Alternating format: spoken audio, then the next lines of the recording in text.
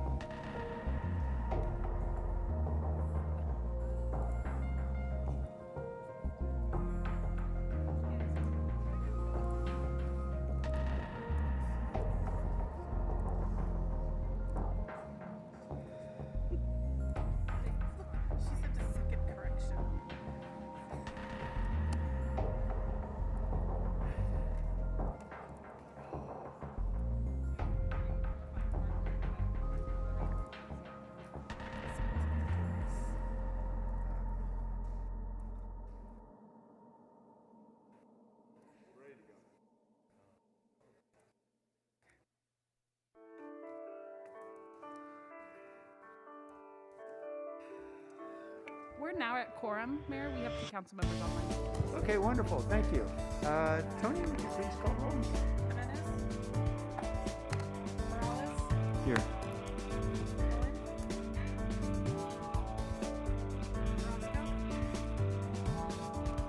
Here. Davis? Here. Garza? Here. Arenas? Here. Foley? Mahan? Here. Jones? Present. Ricardo?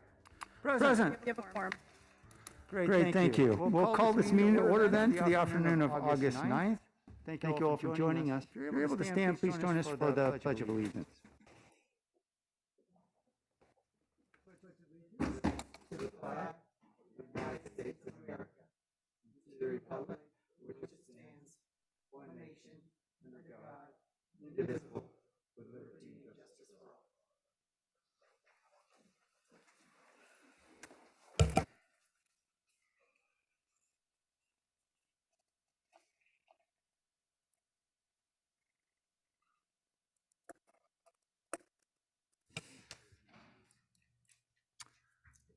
All right.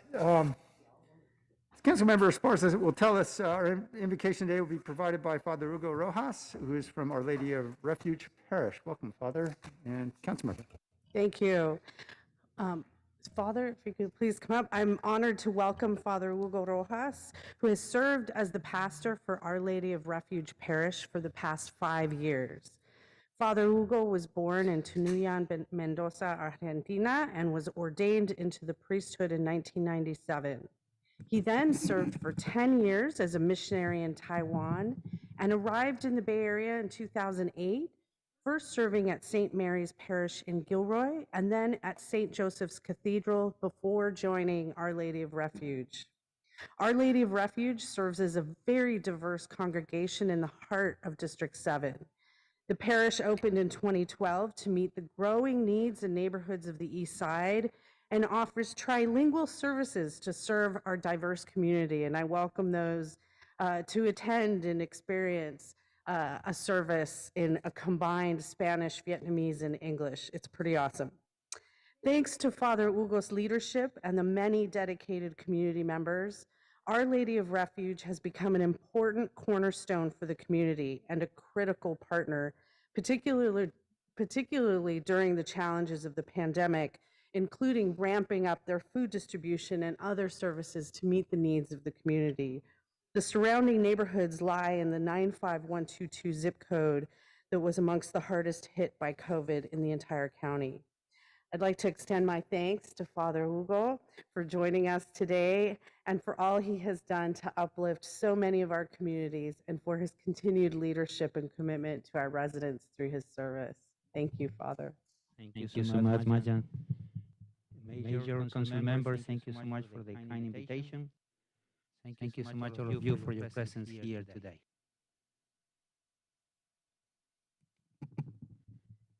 Oh God, we come before you with gratitude. We thank you for being a God of love who is with us now in this very room. You never leave us or forsake us. Your grace has brought us safe thus far, and your grace will lead us home. We thank you for making each of us in this room, every person we meet, every citizen of this city, and every city in your own image, with dignity and infinite worth. We thank you for the calling you have given every one of us to be a good steward of your creation, to love and serve our neighbors. And so we pray that you would be glorified today through the agenda and decisions of this city council. We prayed that we would have the eyes to see how our lives are all connected and how our common good is upheld when we listen and respond to those most vulnerable among us. May your truth be revealed. May your light shine brighter. May the voices of those most silenced be heard loud and clear. Defend their cause, O God, through this governing body today.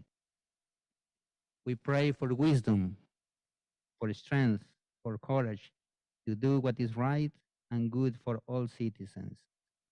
May we put the interests of others above our own. May we act with love for the common good. May we be good neighbors, recognizing your image in every person here.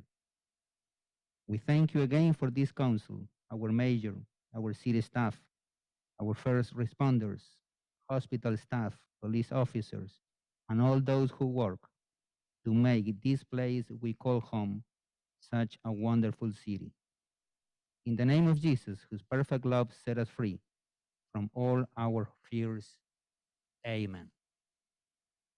God bless you all. Thank you, Father, and thank you for your service to the community. All right, we have two ceremonial items. We'll begin with an item from Councilmember Carrasco. We'll recognize and commend Mario Gonzalez for being appointed as coach of International Futsal Alliance. I believe Councilmember Carrasco is with us virtually. Is that right? I'm right here, yes. Okay. And is Mr. Gonzalez with us? Oh, he's here in person. Perfect.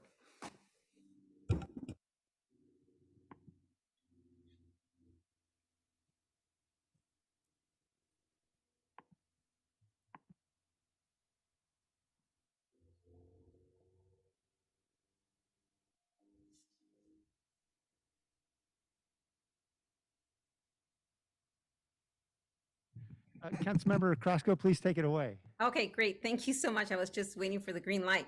Well, good afternoon, everyone, and welcome back to our first session of the fall. I'm very grateful to be able to present this commendation. I'm always excited when we're recognizing our very own from the east side of San Jose, but this one is particularly special. As many of our kiddos make their way back to school, I wanted to take the time to recognize Coach Mario Gonzalez, who through the summer, and really I want to add that throughout the entire year, he's been keeping our kiddos engaged and active playing futsal. Coach Mario is as east side as they get, having been raised just a long block from Story Road. He attended Sylvia Cassell Elementary and other East Side middle and high schools, and ultimately attended San Jose City College, where he dominated the football scene. Coach Mario would play with his neighborhood friends, organizing games of sandlot football versus other neighborhoods. He, like many other youth, became engaged with the after-school recreation programs provided by our beautiful city of San Jose, never forgetting Mr. Peterson, their after school leader. As a kid, he marched with UAW and UFW alongside of the late and great Cesar Chavez. They started along San Antonio Road. They made their way through East San Jose grocery markets and mostly boycotting Gallo wine, grapes, and Coors beer. If you're a sporty family, you've probably interacted with Coach through one of these, either the Mayfair Little League Baseball, Football Eastside Youth Athletic Club, Buccaneer Pirates and the Raiders, or the youth soccer leagues like Alum Rock Soccer League and San Jose Youth Soccer League. Coach Mario was a volunteer at Boys and Girls Club on the east side and then landed a job at Maxa in our historic Mayfair neighborhood, where he started the Maxa Futsal League that has now evolved into Legends Futsal. Coach built out such a popular program that parents from affluent areas such as Palo Alto and Danville drove all the way to East San Jose just to simply register their children. And now he celebrates the 11th year of Legends Futsal and 26 years truly in all. It's been a pleasure to know and understand the depth of Coach Mario's work, both professionally and personally. My 3 kiddos were coached by him one summer, and they still hold very fond memories. Coach Mario was nominated Most Influential Latino in Silicon Valley, runner-up to Joe Cap, and a winner of many other awards, including Lights Out Project, After School Program of the Year, Live a Dream Foundation, Community Ambassador, and Team Up for Youth Community Ambassador for Men Coaching Women. The impactful work was all done while being a single father to a beautiful young lady, Gabriela Mia Gonzalez. Recently, I, along with our PRNS department, unveiled the newly resurfaced futsal courts at Capitol Park, an asset that Coach Mario breathes life into. Coach Mario, being the valued and recognized community leader that he is, has brought in a massive crowd, and the turnout was full of enthusiasm and excitement. And throughout it all was the unifying factor. It was Coach Mario himself. Adults were able to recount their days playing at Maxa, and kiddos were beaming with happiness as they played on our brand new courts. Join me in a cheer as well for Coach Mario's coaching career was just internationally recognized as he was invited to participate as one of 5 coaching staff in the International Futsal League and prestigious partnership of a number of countries. It which has formed to offer high-quality international tournaments across the world. This year's World Championship in Spain will be one to watch. We're excited for your success, Coach Mario, and wish you and the kiddos the very best. All in all, Coach Mario shows us that sports are fun, impactful, and capable of inspiring change. And while his office may be littered with trophies, accolades, I truly believe that the most valuable thing that he's earned is the love and the trust and the admiration of our community. I want to thank you, Coach, for being here. I want to thank you for your leadership and your impactful work. And I ask our mayor to present the commendation. And if you will, say a few words as well. All right, thank you.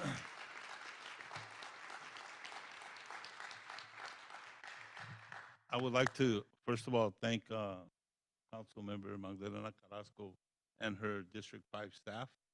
I was mentioning to her staff that I've been involved in District 5 for many, many years. I think back, far I can remember, is when Manny Diaz was in District 5 over there. Really good, helpful when I was working at Moxa. But this team, this District 5 staff they're down there where the rubber hits the road and they're pounding. So I really want to thank you guys very much. The participants that came, thank you very much. I love working in the East Side, live in the East Side. I grew up in the East Side. And Legends has become still existing because of players, families, assistants. We have a lot of help. So Legends is built by a community.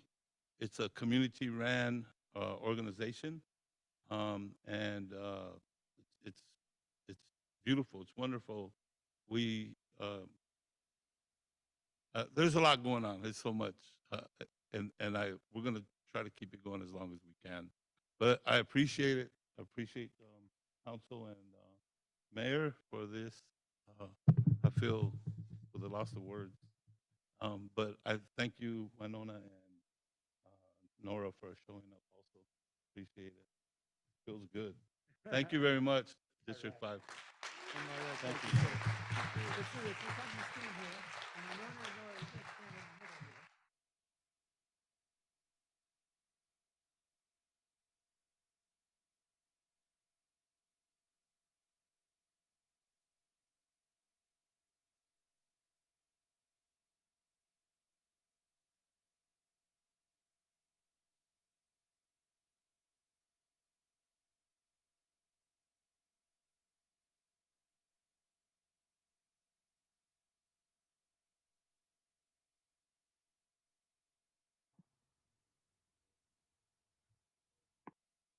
All right. Thank you, Mario, for all that you do. Councilmember Esparza is agreed to step in on behalf of Councilmember Arenas to recognize and proclaim August as Breastfeeding Awareness Month. And so she's making her way down now. Welcome any members of the community who've been part of this effort.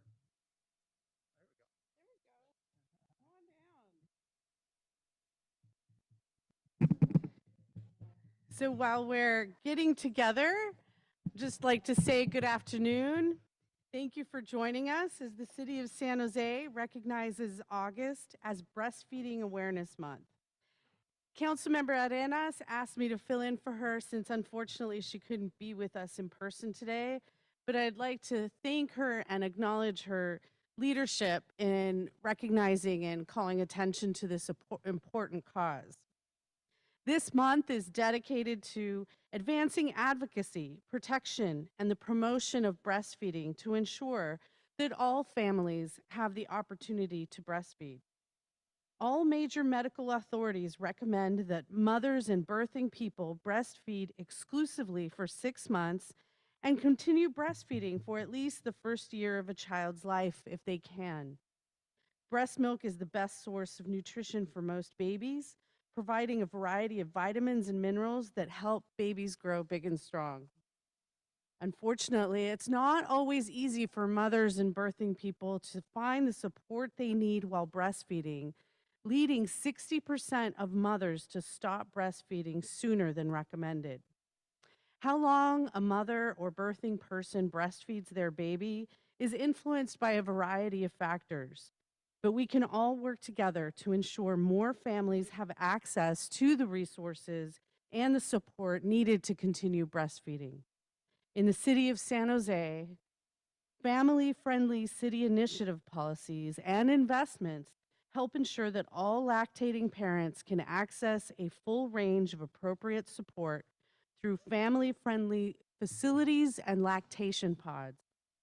Today, we are honored to recognize and partner with the Santa Clara Valley Breastfeeding Task Force, whose main goal is to promote maternal and infant health through chest feeding, breastfeeding, and human milk feeding.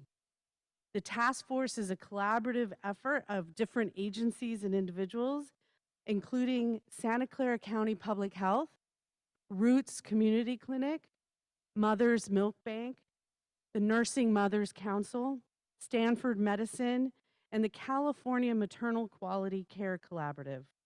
Member partners also include private practicing lactation consultants. The Breastfeeding Task Force has connected thousands of community members, including pregnant teens and teen parents, with resources to navigate the formula shortage, such as where to find formula and using safe alternate formulas, as well as information around relactation, human milk feeding, and combination feeding. For the month of August, the task force is hosting events to honor breastfeeding, including a breastfeeding community resource fair happening tomorrow, August 10th, at the Gardner Downtown Health Center from 10 a.m. to 2 p.m. The task force is currently led by Dr. Priyanka Kuntu, a public health nutritionist and lactation educator with the Santa Clara County Public Health Department, whom I'd like to invite to share a few words. And she's also joined by Jocelyn Dubin, Alejandra Garcia, Sue Ellen Haggerty, Angelica Rojas, and Lily Navab. Doctor, there you are. Good afternoon, everyone, and thank you, Councilmember, Mayor Ricardo, and everyone else here.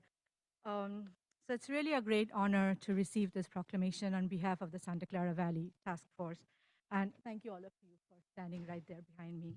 I do want to take a few moments and say a few words. So every year there is a theme for this breastfeeding month, and this year the theme is Together We Do Great Things. And I think this is a right time to kind of acknowledge that, yes, we all need to work together to make sure that there is enough support for birthing parents who choose to breastfeed, chest feed, or provide human milk to their babies. It is less a question of not knowing the benefits of breastfeeding, because as many pregnant women, they do intend to breastfeed when they're pregnant. So even if we take the case of Santa Clara County, 95% of pregnant women had decided or they intended to breastfeed when asked before their baby was born. But when we looked at the reality, less than 40% of babies actually received exclusive mother's milk or breast milk till 3 months of age, whereas the recommendation is 6 months.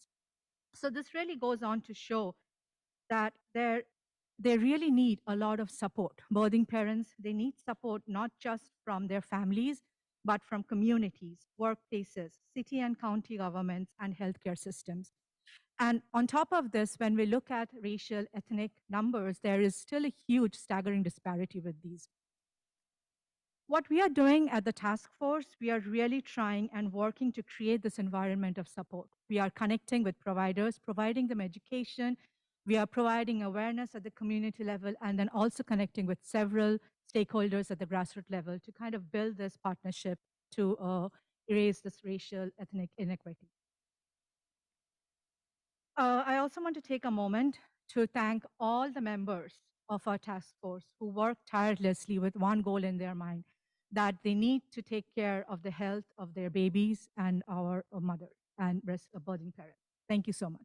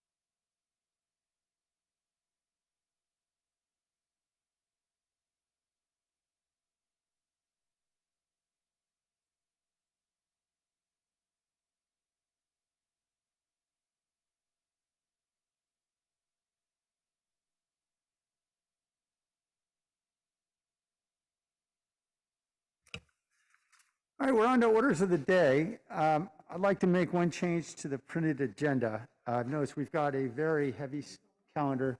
Today, we have a very light calendar next Tuesday. So I was going to suggest that we do everything we can, get everything done that we can between now and the 5 o'clock dinner break. At that time, whatever we're not able to accomplish, we will defer until next week, so that way when we begin the evening session where we've got many land use items, I think we know we're gonna fill up that evening with everything we've got on the calendar. So I'm just checking in here with Lee to make sure.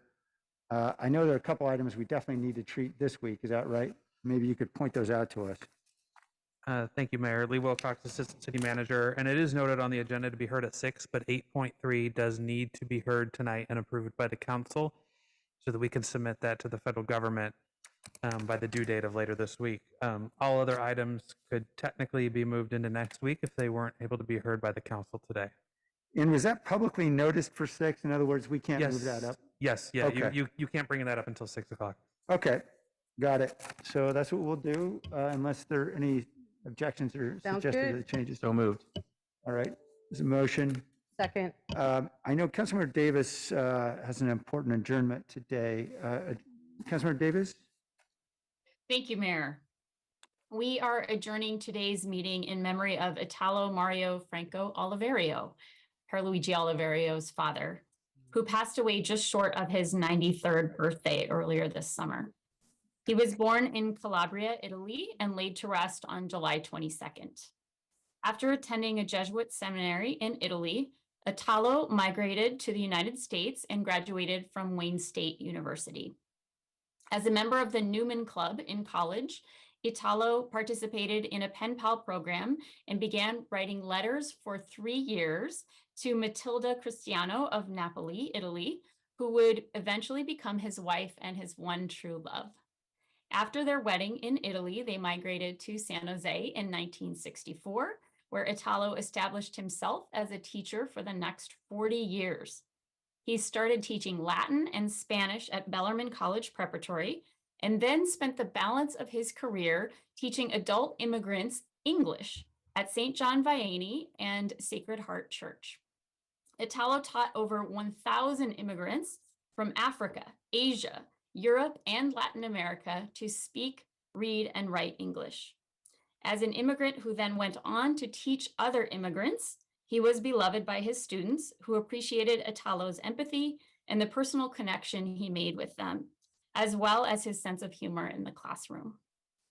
Italo and Matilda were married just shy of 60 years and are survived by 2 sons, Sergio and Pierluigi. Italo will be remembered as a devoted husband, dedicated father, and an all-around kind-hearted soul to those who were fortunate enough to know him. Thank you. Thank you, Councilmember Davis. Our heart goes out to Councilmember Oliverio and his family, his mom, his brother. All right, there's a motion on orders of the day. Let's vote. Jimenez, Yes. Morales, Yes. Cohen, Aye. Roscoe. Aye. Davis, Yes. Esparza, Yes. Arenas, Yes. Foley, Aye. Mahan, Aye. Jones, Aye. Ricardo. Aye. All right, thank you. On to the closed session report. Nora? Thank you, Mayor. We do not have a report out of closed session today.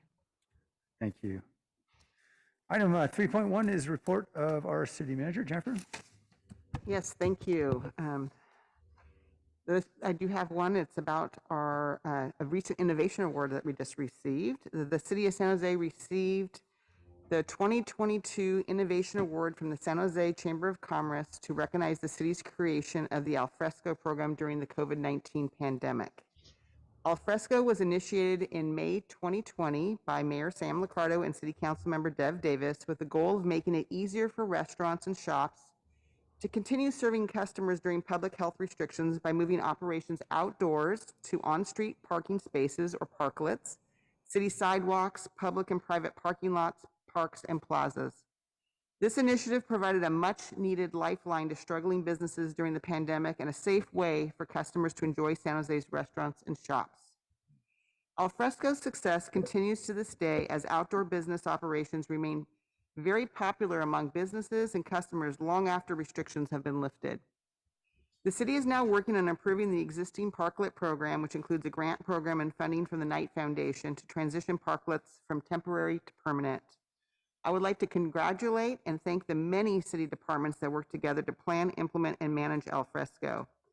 Planning, building, and code enforcement, city attorney, the economic development and cultural affairs, environmental services, fire, information technology, parks, recreation, neighborhood services, the police department, public works, and transportation department. It truly takes a village to do this, and thank you very much. Thank you, and thanks to Bloggers Gonzalez in particular. I know she's worked really hard with a lot of outreach to a lot of businesses who desperately needed help during that very difficult time. Okay, I want to move now to item 3.3, unless there are any questions from the council on 3.1. I don't see any hands. Mayor, Consent? Yes. you missed consent. How did I do that? I guess we better go there, huh? Yep. Holy moly. All right, still in that summer fog. All right, I guess we'll do the consent calendar. Are there any items that the council would like to pull from consent? I had one item, but let me ask my colleagues first. And I'm going to ask for help from Tony or Grace to see who's online, because I'm having a hard time getting on the Zoom right now. I have no council member hands up. I have 2 members of the public. Okay.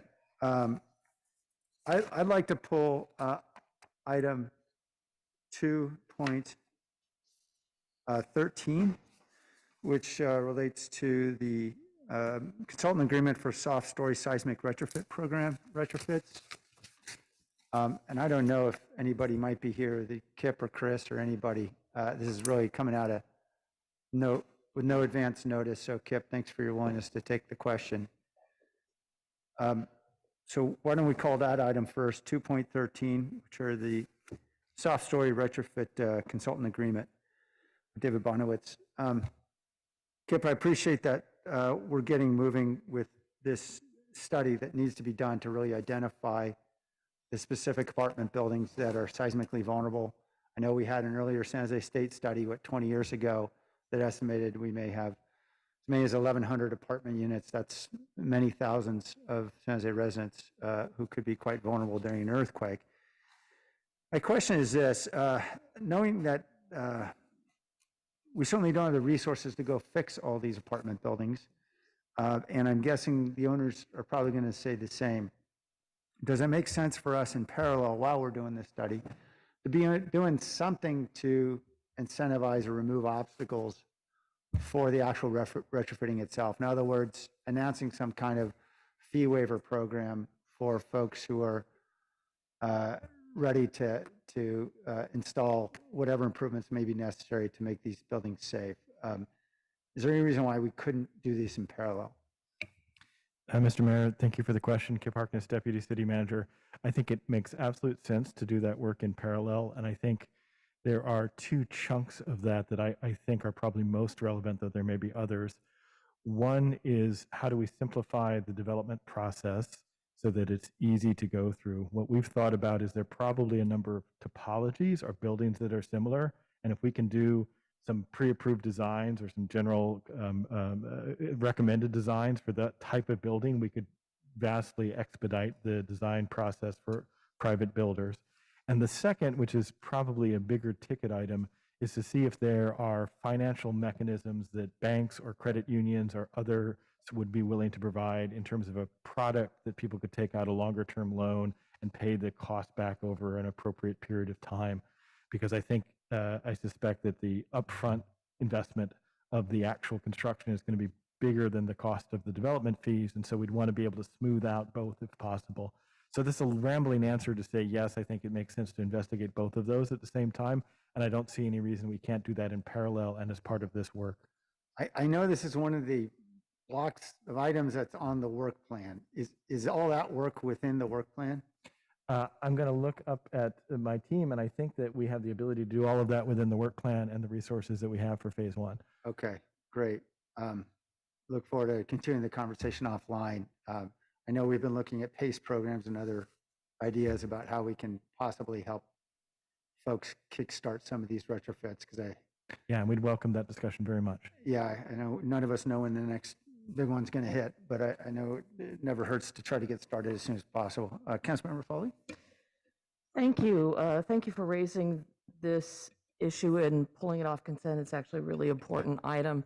And Kip, you brought up something that piqued my interest a little bit, and I thought I'd offer a suggestion regarding financing.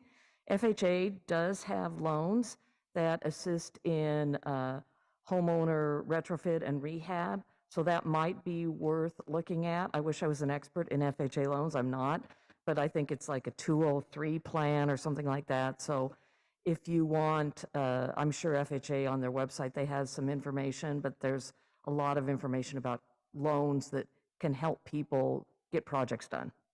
We'll certainly follow up on that. It's well advised. Thank you. Okay, thanks. All right, thank you. Let's go to any questions from the public on this item, which is item 2.13. Paul Soto? Yes, Paul Soto from the Horseshoe. As a point of order, there is public comment when there are changes made in orders of the day, and you skip that. I just like that noted.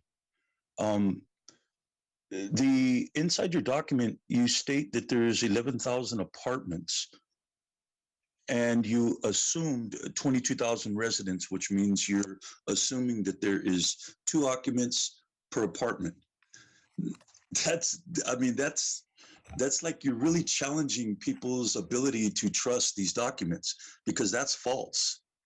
With the density per square mile in these populated areas, you're not taking that data into account, and you have that data. I know for a fact you have that data, and you're not inserting that in these documents.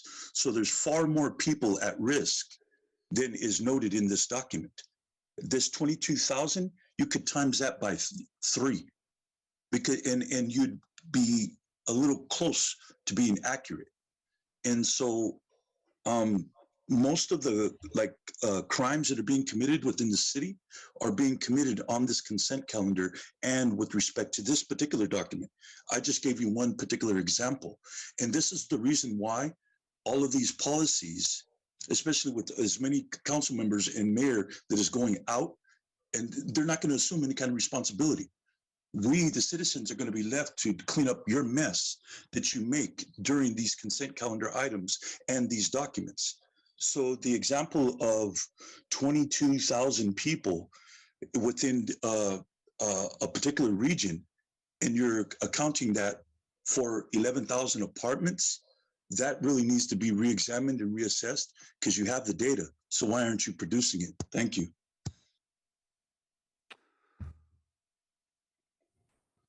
Hi, Blair Beekman here.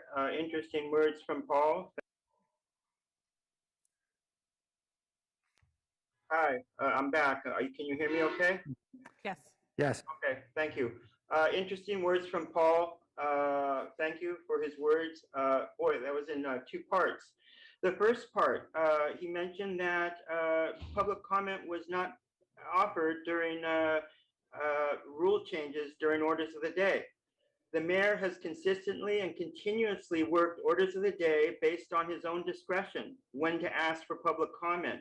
I have continuously asked that there should be a way to create a steady, consistent way to ask for public comment, maybe 1 minute consistently each week, to allow for public comment at that time, along with a few consent calendar changes and ways public comment can be allowed for city manager's report and the city attorney closed session report. That has to be kind of obligatory to allow public comment that the mayor continuously uses his own discretion about and doesn't offer a procedural way to do that correctly each week. I think we really have to work on that issue. Paul made up a very good point. Thank you. His second point about statistics needed for the future of these housing issues. Thank you for that.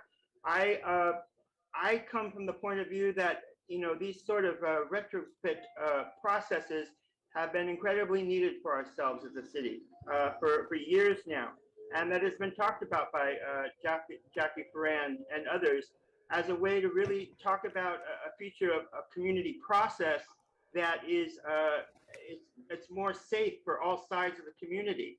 And it builds trust and it builds good relationships. You're doing these things now, so thank you for that. And good luck to continue how this can build relationships between all parts of a community. Thank you. Back to the council. Thank you. And for clarification, Kip, I believe the estimate on the residents that was actually given by the engineering department of San Jose State, that wasn't city study, is that right? Yeah, and that's part of why we're doing the work. We need to find out how many apartment buildings are actually affected, and then a solid estimate of the actual residents. That's at least 22,000. So yeah, and that was San Jose's work. And I would certainly agree. There's probably many more residents per apartment. Okay, on that item. Well, before we take a motion, let me now move to another item on consent that I should have called out that I didn't. That's 2.5, the council travel report. I spent part of my summer break traveling with the Open Space Authority, as well as Assemblymember Ash Kalra and a couple of scientists from California, Dr. Eric Chu and Dr. Dina Marylander. as well as some senior officials in the governor's office, Virginia Jameson from Department of Food and Ag, as well as the Natural Resources Agency's Deputy Director, Jennifer Norris. We went to France as part of a partnership between the Open Space Authority and Terre Cité. So Terre Cité is a French nonprofit that works to preserve and enhance agricultural lands on the Plateau de Saclay. We have a partnership because they are essentially trying to also preserve a large area of open space.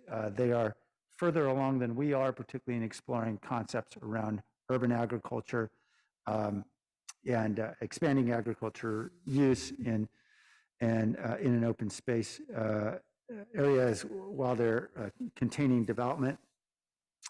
We learned an awful lot about the work they're doing, as well as some interesting concepts that are starting to gain traction in Europe around called net zero urbanization. Happy to talk more about that. So probably be proposing something similar here. And we also explored some of the things that have been underway here that I know that, for example, Councilmember Jimenez has proposed around climate credits program that's under development for Coyote Valley.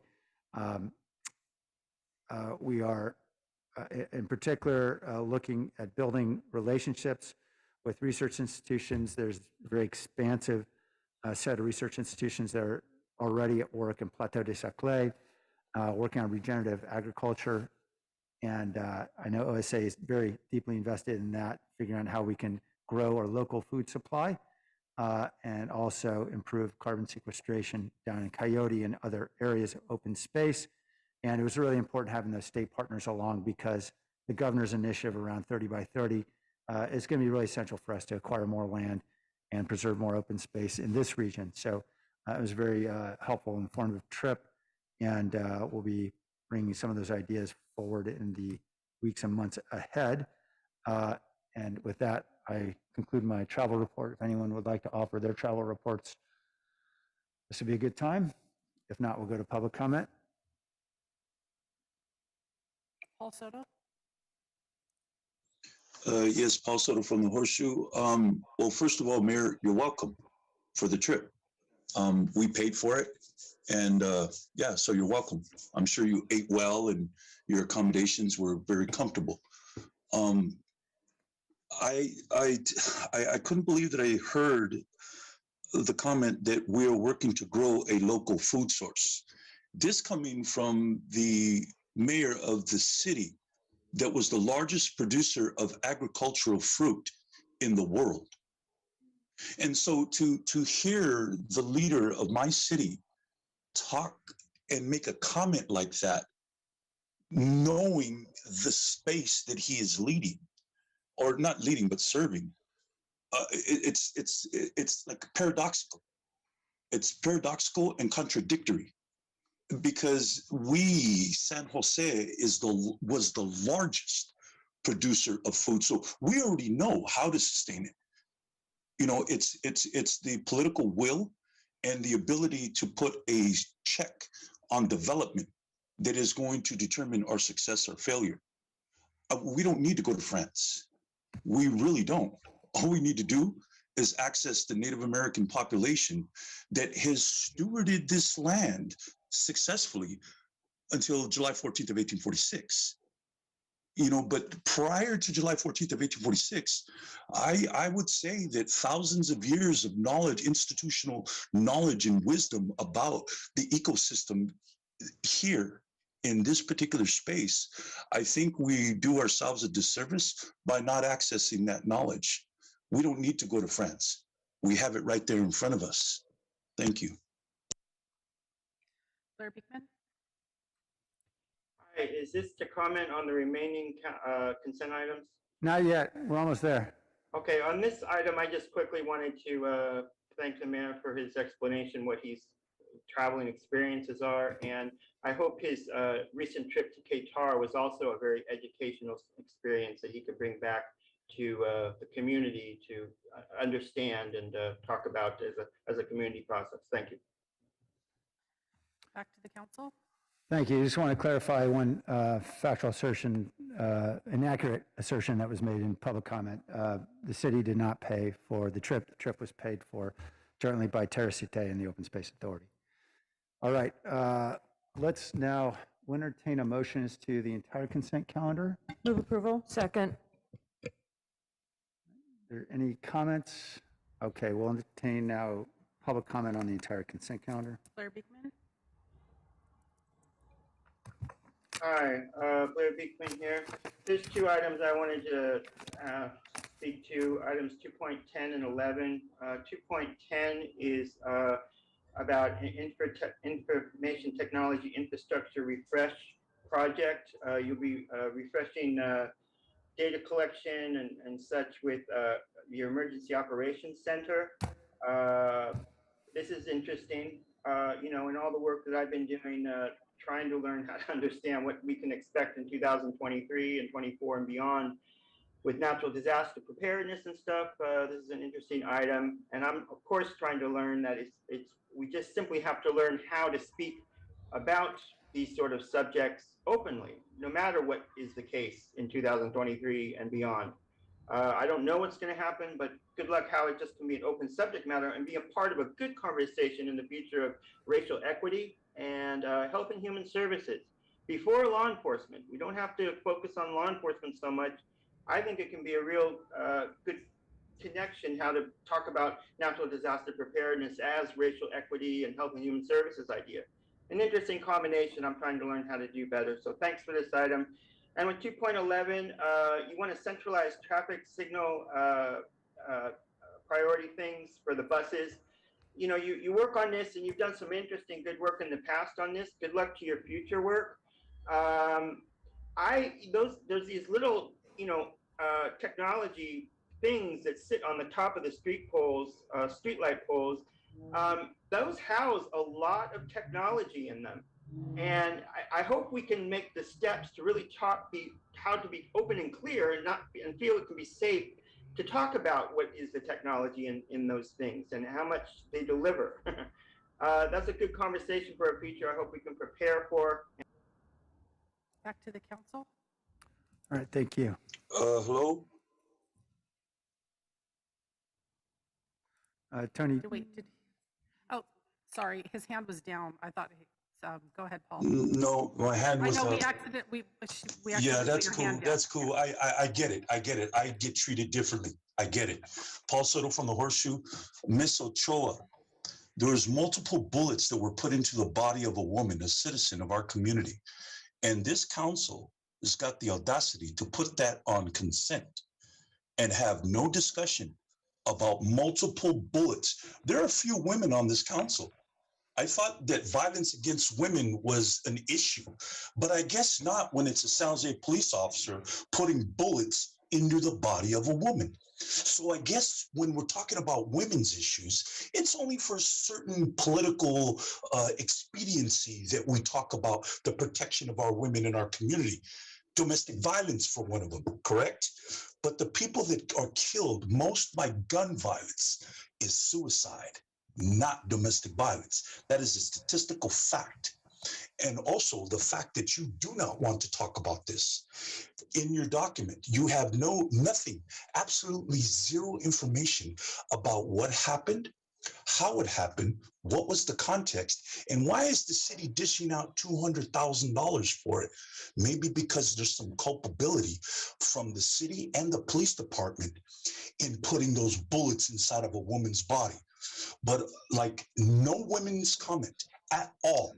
There's all these women on the city council, and not one of them, not one, has the courage to challenge its own government about putting multiple bullets into Miss Ochoa's body. So that means that I have to call into question the sincerity and the legitimacy of this upcoming study session with respect to gun violence, because it's the height of hypocrisy and a contradiction of the moral authority that this city should be exercising, but is failing to. I want to know exactly what happened with Ms. Ochoa, and I want that inserted into the public record. Thank you. Now back to council. All right, back to the council. Any comment? If not, we will vote. Okay, Jimenez, Yes. Morales, Yes. Cohen, Aye. Carrasco, Aye. Davis, Yes. Esparza, Yes. Arenas, Yes. Foley, Aye. Mahan, Aye. Jones, Aye. Ricardo. Aye. Thank you. All right. Now we're on to item 3.3, which is the Summer Intergovernmental Relations Report. This is going to be combined with the presentation on item 3.4, which relates to the November 8th, 2022 ballot measures, at least to 5 of those ballot measures. So we will have a presentation, then we'll have public comment on both, and then council discussion on both. So welcome, team. Hello, sir.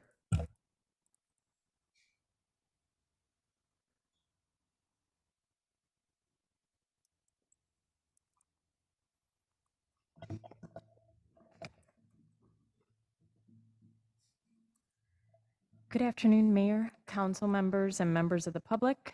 My name is Sarah Sarate, the Director of the Office of Administration, Policy, and Intergovernmental Relations.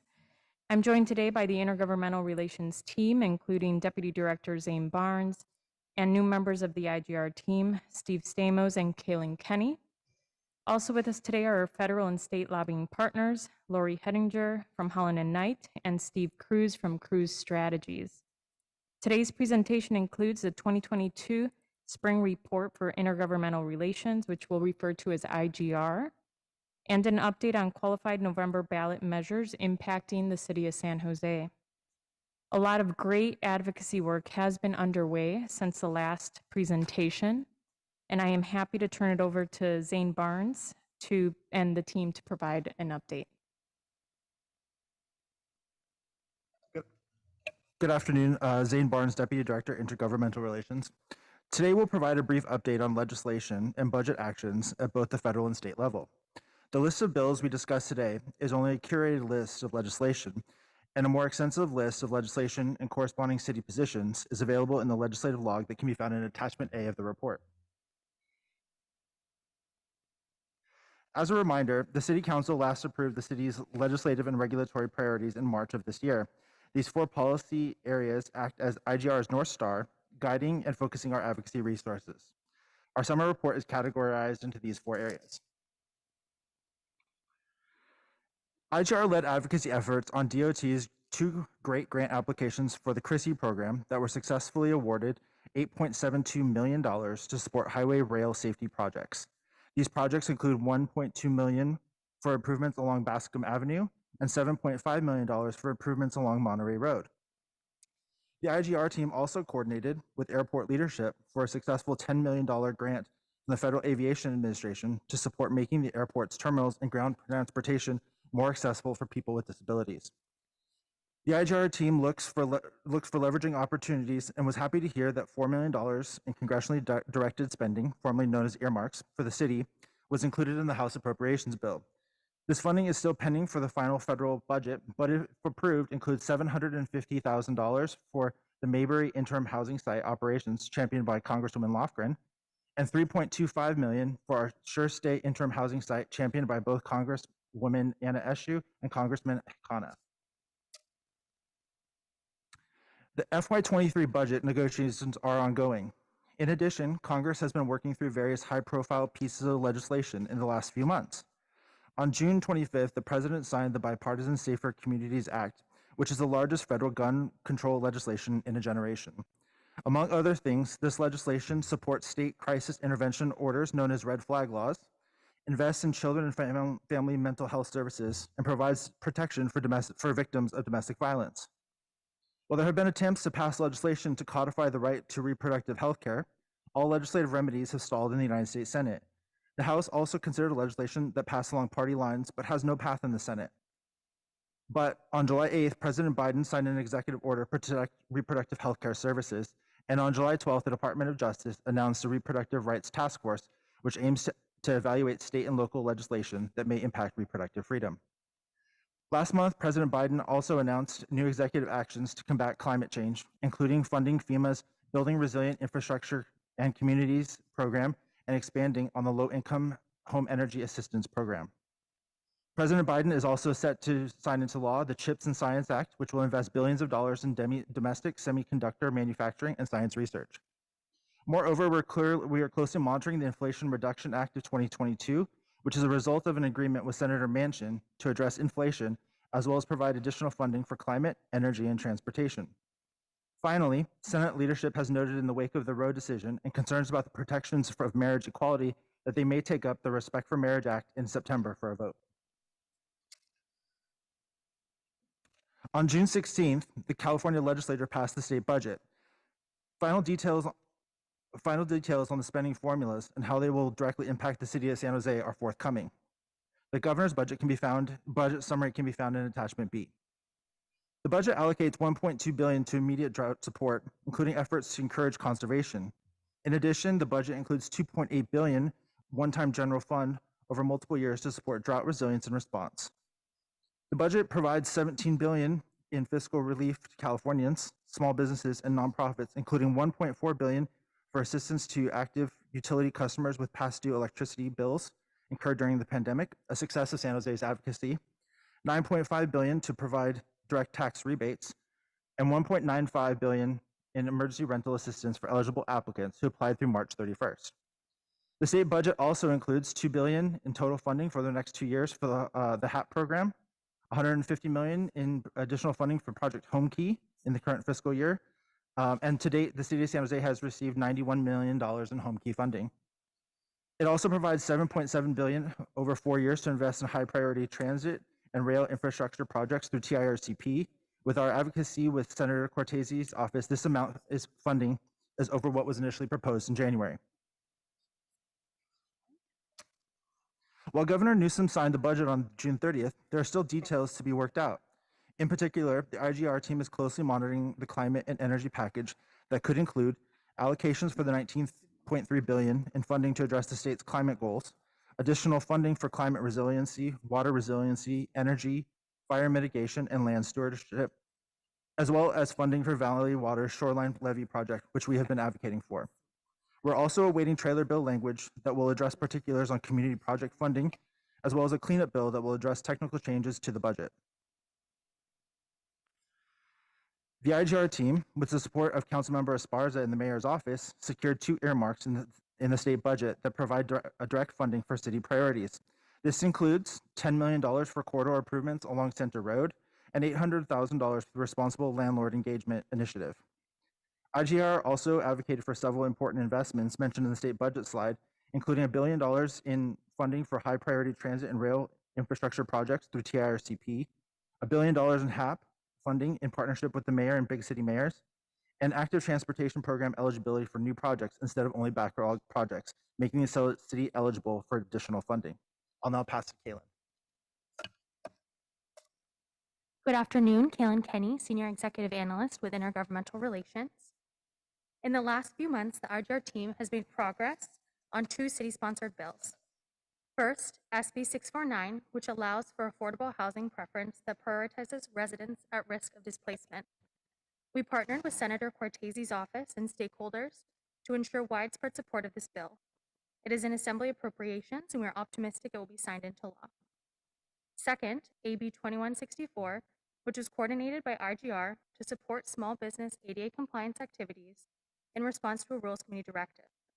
Thank you for the Vice Mayor for testifying in support. This is now on the floor of the Senate for imminent vote. Unfortunately, SB 612 failed to move forward and died. AB 2011 allows for some affordable housing projects as a use by right in some commercial areas. We issued a supportive amend letter and secured amendments to protect our small business and commercial space. This is in suspense with a hearing on August 11th. We have also been closely monitoring abortion and gun violence bills during this state legislative session. With news of the overturning of Roe, a series of abortion protection bills were introduced at the state level, with IGR issuing letters of support for over 10. Much of this legislation works to protect healthcare workers and patients from legal repercussions due to laws in other states and expand access to abortion in California. This legislation acts in concert with $200 million in reproductive rights investments in the state budget. We have also closely monitored several bills around gun violence reduction that seek to restrict firearm advertising to minors, restrict access to ghost guns, create avenues to sue gun manufacturers, and create a private right of action. Of particular note is SB 505, sponsored by Senator Skinner, requiring gun owners to obtain liability insurance. This legislation largely mirrors San Jose's gun liability insurance ordinance, and city staff were consulted. This bill is still active. We are also tracking SB 918, which creates a new process for concealed carry weapons licenses following the June Supreme Court ruling.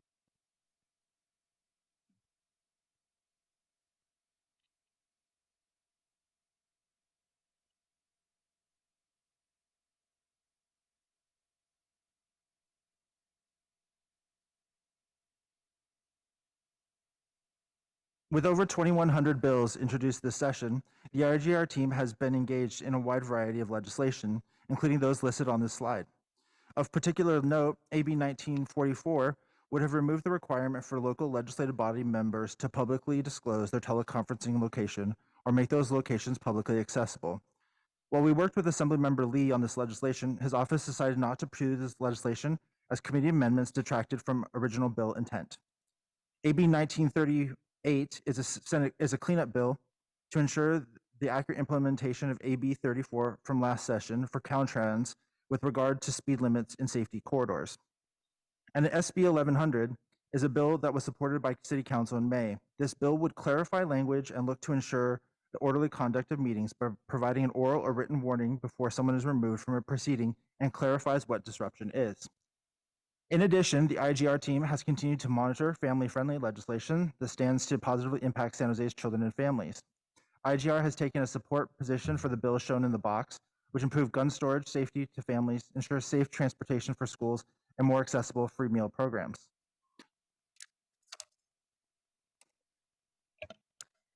That concludes our first presentation. A special thank you to all the staff supporting our work in the departments, Scott Green in the mayor's office, and Tom Westfall, who's no longer with us but was a critical team member. The recommended actions before you are accepting the IGR summer report, reaffirming city positions in the legislative log. Also, over the next few months, in addition to the follow-ups on many of the items discussed today, our team will be working to meet with external and internal stakeholders, coordinating meetings between our staff and our lobbyists, as well as legislators at the state to modify and improve our legislative priorities and our legislative program, which we'll bring back at the end of November or early December. And now I'll hand it back to Zane to present on the November 8th ballot measures. We now proceed to the second item today, an update on qualified ballot measures for the November 8th election. Our state lobbying partner, Steve Cruz from Cruz Strategies, will also be here to answer questions on this item, in addition to Rudy Bermudez from the California Cities Gaming Authority. The IGR team has been closely monitoring state of California ballot measures as they've moved through the certification process. On June 30th, 7 ballot measures qualified in the state of California and will now appear on the November ballot for voter consideration. The IGR team is recommending the city take a position on 5 of the 7 ballot measures due to their relevance to city positions and impact on City of San Jose residents. We are not recommending a position on 2 additional ballot measures for the November election. These include Proposition 29, which seeks to mandate dialysis clinic requirements. IGR is not recommending a position on this measure as it is not contained within the city's legislative program and does not directly relate to city programs or services. As well, on Prop 30 would create a wealth tax for EV infrastructure and wildfire prevention. IGR is not recommending a position as we laud attempts to increase EV infrastructure and wildfire prevention, but the administration of the funding is problematic with an avenue funding only available to investor-owned utilities and public-owned utilities and an unclear competitive grant process for community choice aggregators. Governor Gavin Newsom has also recently come out in opposition to this measure, stating this is an avenue for corporations to have California taxpayers pay for mandated improvements. I'll now hand over to Kaylin to discuss the specifics of some of these measures. State lawmakers passed SCA 10 to give voters the opportunity to add abortion rights to the state constitution. If approved, this measure would bar the state from interfering with abortion and contraceptive access. Support for this ballot measure is contained in the council-approved legislative program. We also want to recognize Council members Carrasco, Davis, Esparza, Arenas, and Foley for their leadership in the blue memo before you today. Additional supporters include Gavin Newsom, Senate Pro Tem Atkins, and Assembly Speaker Rendon. I will now hand it back to Zane. Proposition 26 would allow retail sports books for in-person wagering at California's tribal casinos and the state's 4 thoroughbred racetracks. Sports books at racetracks would have their revenues taxed at 10%. Sports books currently do not exist in California. The state government would be required to distribute this new revenue as follows: 15% to the California Department of Health for researching, developing, and implementing programs for problem gambling prevention and mental health, and providing grants to local governments to address problem gambling and mental health. 15% to the Bureau of Gambling Control for enforcing and implementing sports wagering and other forms of gaming within the state, and 70% to the general fund. This measure would also expand the Private Attorney General's Act to allow tribal casino operators to pursue lawsuits against local legally operating card rooms like Casino Matrix and Bay 101, potentially bankrupting local card rooms. Given the alignment with the ability for the city to operate and tax card rooms, staff recommends the city adopt an opposed position on this measure. Proposition 27 would allow sports betting statewide through online sports books and mobile apps. Sportsbook revenues would be taxed at 10%. The proposed law would establish the California Online Sports Betting Trust Fund. Given the substantial deductions allowed for fees and costs from those that are hosting the online platforms, such as DraftKings and FanDuel, some estimate minimal funds being used to address homelessness, if any. It is also difficult to understand how these funds would be funneled to local jurisdictions. The staff recommendation is to oppose this ballot measure in order to be consistent with the recommended position on Proposition 26.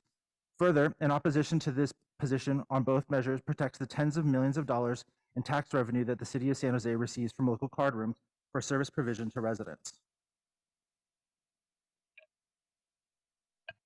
This ballot measure would allocate 1% of the annual required state funding for schools to K-12 arts and music programming. This amounts to $800 million to $1 billion each year, with distribution by enrollment and percentage of economically disadvantaged students. Staff recommends a support position on Prop 28 to increase access and opportunities for all children to participate in arts and music programs. This is sponsored by former LA School District Superintendent Austin Buettner and supported by former U.S. Secretary of Education Arne Duncan. Next, we have Prop 31, SB 793, passed in 2020, banning the sale of most flavored tobacco products in California. The tobacco industry is now attempting to overturn this law via referendum, halting its implementation. The council also enacted a similar ban in San Jose, which went into effect last month. A yes vote on this ballot measure upholds SB 793, banning the sale of flavored tobacco products. A no vote repeals this legislation, keeping the sale of flavored tobacco legal in California. Opposition to this referendum, or a yes vote on the ballot measure, aligns with the city's legislative program. Supporters include R.J. Reynolds, and opposition includes Governor Newsom and the California Teachers Association. This concludes our presentation. The recommended actions before you are a recommended support position on Prop 1, SCA 10 on reproductive freedom, and Prop 28 to provide additional funding for arts and music education in public schools. The recommended opposed positions before you are gaming measures Proposition 26 and 27, and Proposition 31, a referendum challenging a 2020 law prohibiting retail sale of certain flavored tobacco. Thank you, and we open it up to questions. Great. Thank you all for your hard work. It bears worth noting, I don't think any of the members of the team, I'm sorry, Steve, did you want to jump in first before we go to public comment? No, Mayor, I'm just here in case there are questions. Okay, well, it's good to have you here, Yeah, Steve. thank you. Thank you for coming all the way from Sacramento. I appreciate it very much. I just want to say a word about our in-house team. I'm not sure if anybody was here. Maybe Zane was last year. Is everybody brand new? Yeah, everybody's brand new. But everyone's really hit the ground running. This has not been a quiet legislative period by any stretch, and I'm just grateful that everyone's really jumped in. So thank you to everyone, Sarah for leading the charge, Zane, Kaylin, Steve. Everybody's worked so hard. I appreciate Lee Wilcox's work in getting, really making this a priority within the city manager's office. I think this is about as staffed as we've ever been internally. We've always had a small but fierce staff. We're less small but still fierce, and I'm very grateful for that. I also want to give a huge thank you to Steve Cruz and Stephanie on your team. Do such a great job for us in Sacramento, as well as Leslie Polner and Lori out in Washington, D.C. for Hall and Night. We're very grateful to have really top-notch advocates for us in both Sacramento and Washington, which has been tremendous. We'll go to public comment in a moment, but just wanted to also quickly thank a few of the members of our local delegation. It's already been said, certainly Senator Cortese's been doing very heavy lifting for us on the DRCP program, which is so essential for BART and Caltrain funding.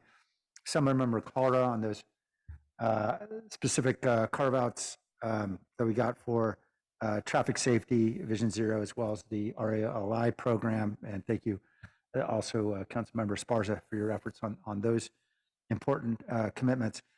Assemblymember Lee on the ADA bill. And then two folks who are also in the Bay Area, but not in the immediate area, Senator Nancy Skinner on the East Bay and Assemblymember Phil Ting, both the budget chairs, were absolutely critical on the homeless funding we got through HAP. It just, this funding year after year, it's not in the January budget, it's not in the May revise, and year after year we have to go to the legislature, and it's Nancy Skinner, Phil Ting that always end up taking the heavy load and pushing hard, and we're grateful for that, as well as Tony Atkins for all her advocacy and her leadership. I also want to note both Nancy and Phil are great leaders on the gun initiatives as well. Member Ting several years ago introducing an insurance bill that wasn't able to get out of committee. I know Senator Skinner now has proposed a new version. We appreciate the state looking at this very seriously. That was the point of us introducing this. We knew it wasn't going to be impactful if it was just the city of San Jose, and we're hoping that other jurisdictions will move with us, and it's great to see Senator Skinner move ahead as leaders are in other cities as well.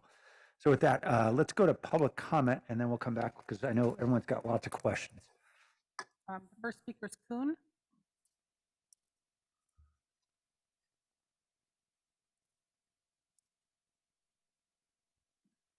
Kuhn, K-U-N. Okay, I'm going to move to Blair Beekman. Hi, Blair Beekman here. Thanks a lot for this item. It was positive, helpful, informative. Yeah, you're working on good stuff. You're addressing abortion issues, gun issues. California has an interesting role in this upcoming decade about the future of abortion issues and how they can help protect abortion rights for women. And that's not just in this state, but throughout the country. That's going to include, working on assembly bills like, that protect civil protections of people who come from other states who may be persecuted in other states, and data collection that's collected in California can't necessarily travel to other states in the future to be used for medical record purposes and possibly commercial purposes around abortion issues, which I think brings up an incredibly interesting concept that I think we're all hurting about at this time, in that in the past few years, we have really allowed in the state of California data collection to be, totally sideswiped by the needs of commercialization. And the commercialization of data in this state has totally bypassed incredibly decent, organized, civil protection ideas of data collection for everyday community persons so they can understand and participate more in the process. This commercial data collection industry and private industry has totally swiped that away. And so, with, the billboard issues, the ALPR issues, and these abortion rights issues that are going to be collecting data, we have to really evaluate how we collect data and what is civil protection. Diana?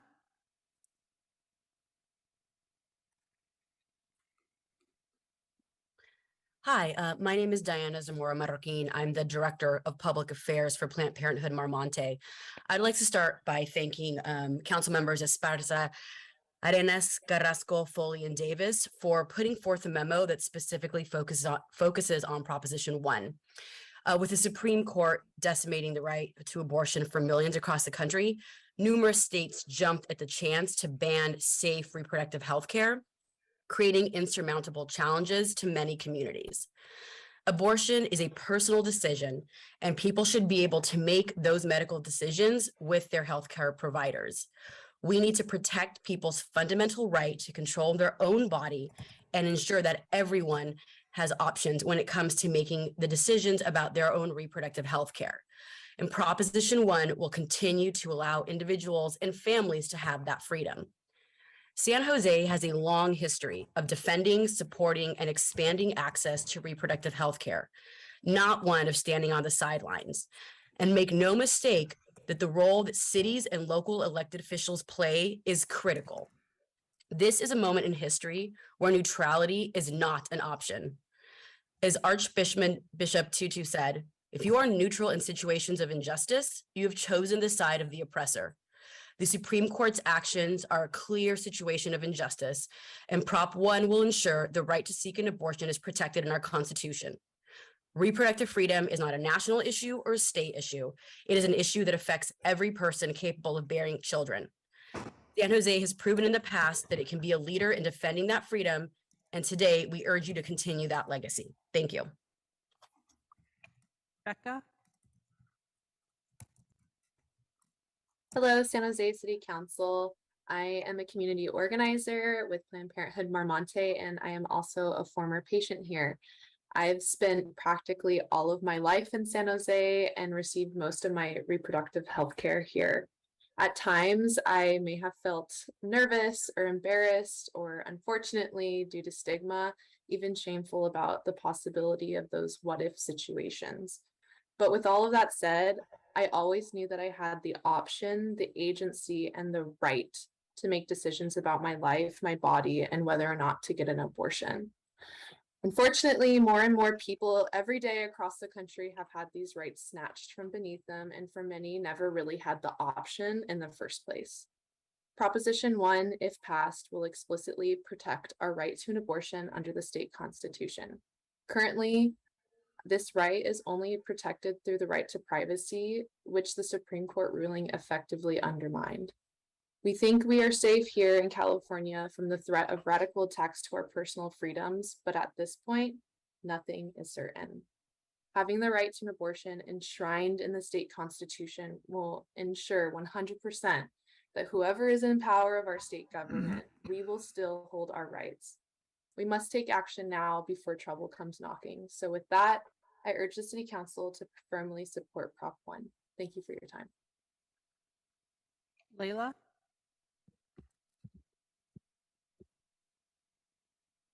Hello, City Council. Thank you for this opportunity. I have 3 points quickly I would like to make in support of protecting women's rights to abortion. I'm also an advocate of Planned Parenthood. So I'll tell you this. I was working at Nordstrom at Valley Fair the day I found out I was pregnant. I was an 18-year-old student at De Anza, and I never thought or had planned on having a baby in my teens. There was also no way I could tell my immigrant single father about this, who was raising me. So Planned Parenthood gave me a very safe place to learn different options for my pregnancy, which included adoption.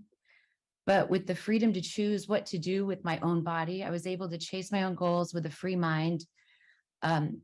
Here now, I'm a college graduate. I have had a 30-year career in technology here in Silicon Valley. I'm a San Jose homeowner and taxpayer. So I'm proud to be here. I work hard to give back to my causes, and what a blessing I could make all of these choices about my own future and own it with no guilt or the political pressure, from faceless people making these choices for me.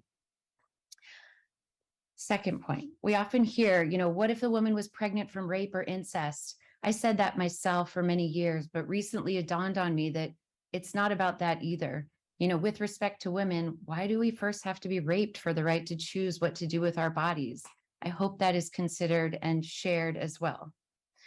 So lastly, when I raised my 3 daughters who are now, 21, 19, and 15, they came up through the school system. They're, San Jose Catholic school kids from kindergarten through college.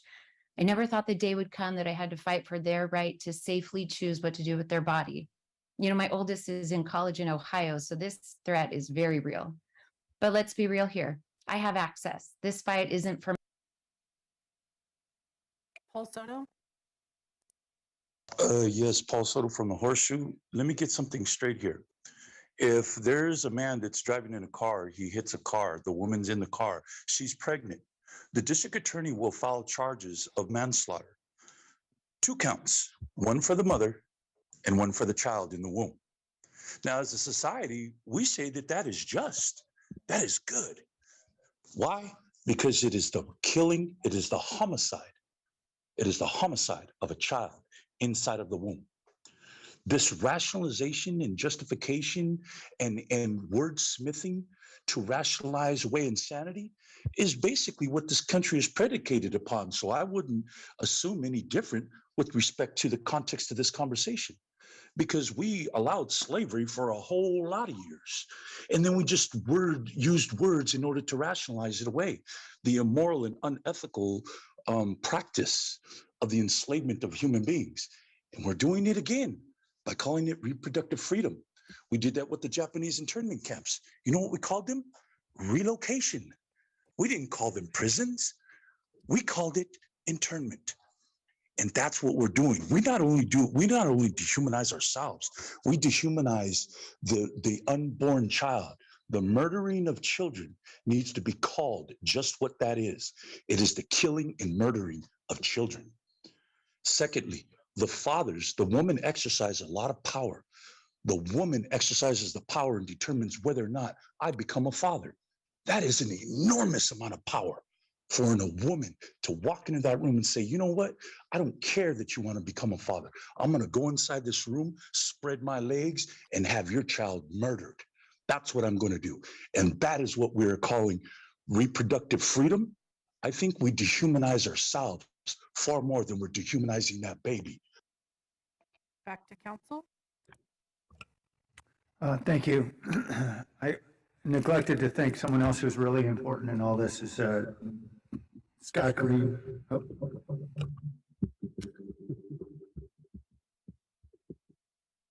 Okay, I think I'm okay now on Zoom. Thank you. I neglect to thank someone else who's been very important in all this effort, which is the person is Scott Green and our team. I really want to thank Scott for his hard work through the years on all things IGR. Also want to thank President Pro Tem Tony Atkins for her leadership on Proposition 1. We had a conversation last week, and I told her I was happy to endorse the measure for reproductive freedom. All right. Sorry, that was my duck quacking. All right, let's go to the council. Councilmember Esparza. Mayor, I don't even want to know why your duck was quacking. Okay. It's between me and my duck. Okay. So first, I'd like to also, I'll start with comments on 3.3. I'd like to thank the IGR team, on the whole package. You've been amazing, Steve Cruz, our DOT staff in particular. I'd really want to voice my appreciation. I know you've gotten all emails from me, but on the $10 million for Center Road, this is a huge project for the east side. It's a huge project for the city. It's a major artery in one of the city's 17 Vision Zero corridors. And from Rock Springs to Seven Trees, this project will bring life-saving and equitable infrastructure to one of the busiest sections of the city. So I just wanted to say thank you. It means a lot to me. I know it means a lot to the residents of District 7 and the East Side who have been begging for for the help that is coming. So thank you. I'll start with that, with the good news. And then I had a question on AB 2336. I know, there's been a lot of work behind this. The mayor has gone out and done everything he can on this. Different cities have spoken up.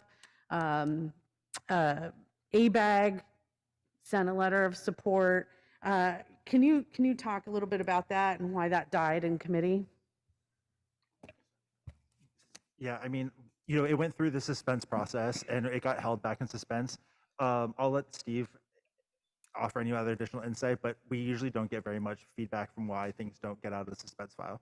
And for folks following along, this is a bill that would have created a 5-year pilot allowing San Jose and 4 other cities to use speed cameras to enforce speed limits on their highest injury streets in school zones and streets with a history of speed contest and other vehicle exhibition of speed, for folks following along. Yes, council member, it was held on suspense, as Zane indicated. It's sort of a little bit of a mysterious process where the bills all go to kind of held in abeyance, and then the chair and leadership make a decision. We were able to advance that bill further this year.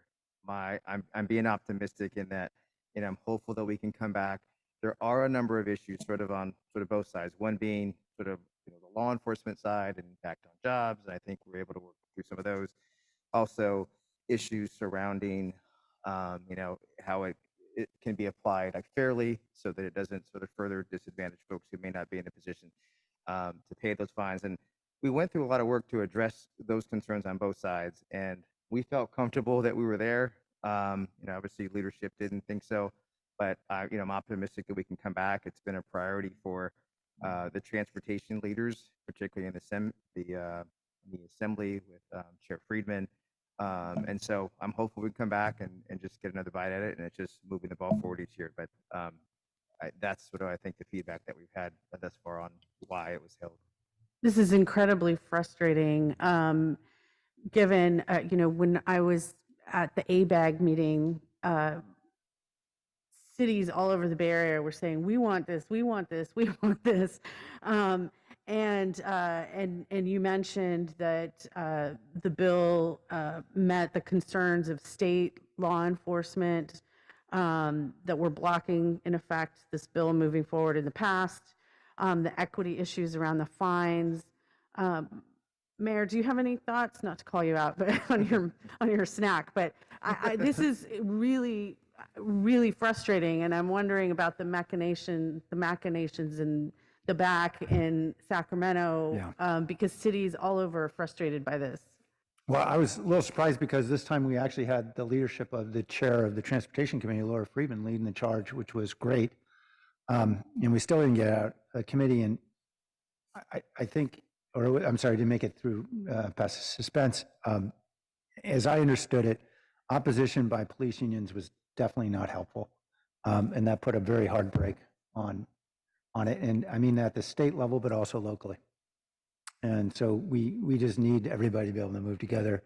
I'm not sure I fully understand the opposition argument from the police union standpoint, but I think we just need to clearly persuade everyone this is not about replacing cops. Lord knows we don't have enough cops. We're going to keep trying to do more to hire more, but this is about doing all the things we know we couldn't possibly hire enough cops to do. Did our local POA oppose this? Lee, did you want? I think they took a opposed position. I could be wrong on that.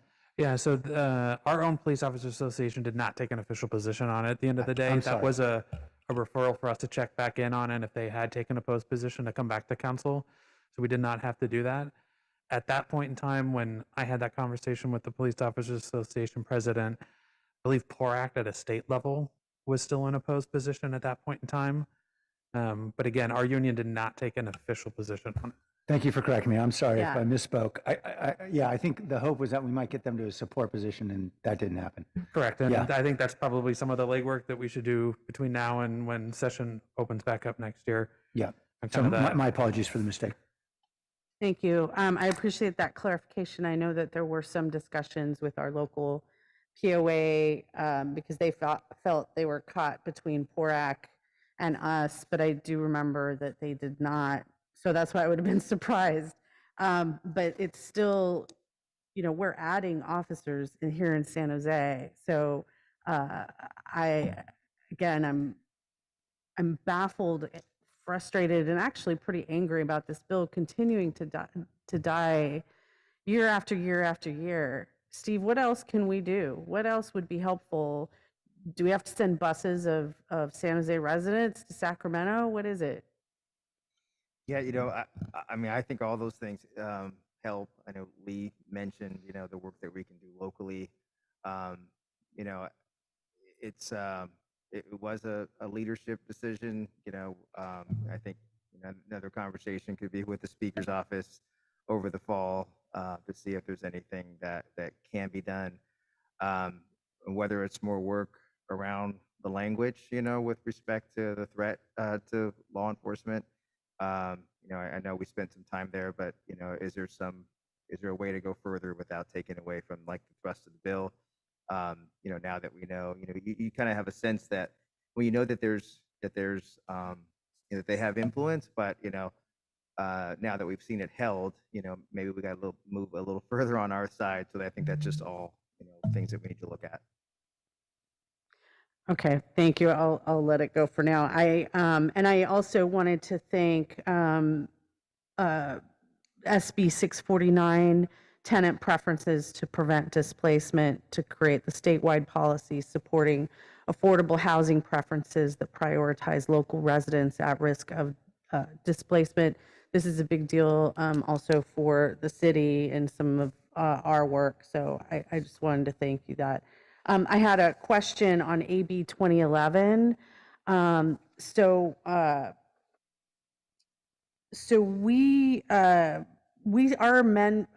letter of support, if amended, that still holds, correct? We put a lot of work in the city to protect our industrial lands, and that's a big concern for my district as well as other areas of the city.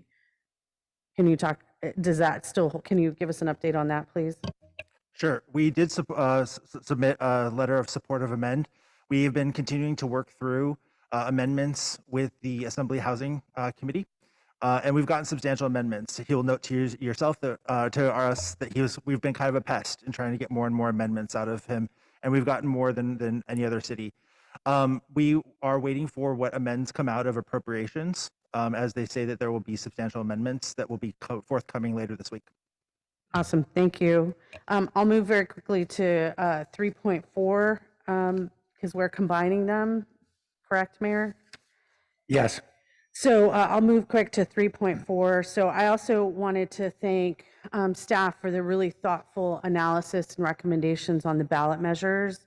And I'd like to thank my colleagues, Councilmembers Carrasco, Davis, Arenas, and Foley for our work together to highlight the importance of our support for Proposition 1 to enshrine the right to a safe and legal abortion, as well as the right to contraceptives in our state constitution.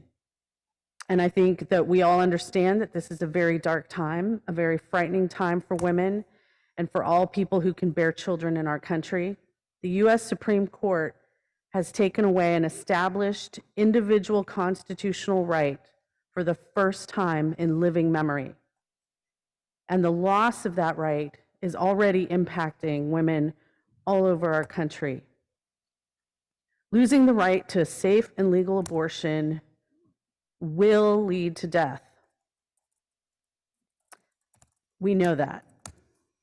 And we know that from looking at our history before Roe versus Wade. And we know that those deaths are disproportionate going to be young people, women of color, immigrants, and those from low-income communities. We are fortunate to live in a state where abortion access is widely supported, both by our people and by our representatives. As we saw recently in Kansas, sometimes there can be an enormous disconnect between what the people's representatives support and what the people clearly actually want. Fortunately, that's not the case here. California has been a leader in supporting abortion rights in the past, And we must continue to be now as we prepare for the above ground railroad, including in our county, including in nonprofits such as Planned Parenthood, that we have been warned that this has already started as women can no longer receive the care they need in their home states. They come and seek it here.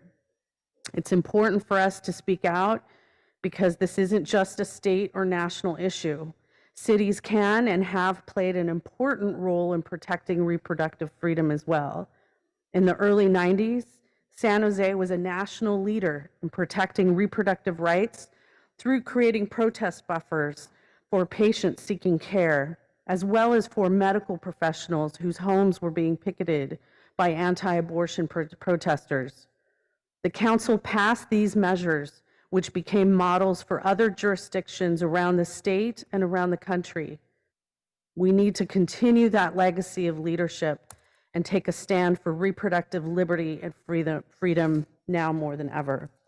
And with that, I'd like to make a motion to approve 3.3 to accept the Summer Intergovernmental Relations Report, reaffirm all city positions summarized in the report, as well as a 3.4 to adopt the resolution taking the positions on the 5 state ballot measures. Second.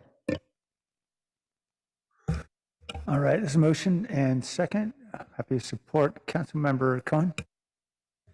Yeah, I just want to take a minute to thank the IGR team for all the work that you do. I've worked closely with you as the rep to League of Cities with getting information before I attend the meetings. You're very helpful in preparing for those and understanding the city's positions, and also when I bring back things from League of Cities asking for positions from the city. It's been great to work with your team, so I want to thank you. One quick question about the speed camera issue. In addition to the concerns from police, are there still concerns there about privacy? Is that a big issue still that we're trying to overcome? Thank you for your question. Yes, there was considerable concerns from ACLU, I believe, Steve, and there were, and we continue to try and address those concerns up until it went into suspense file. I don't know if you want to add anything.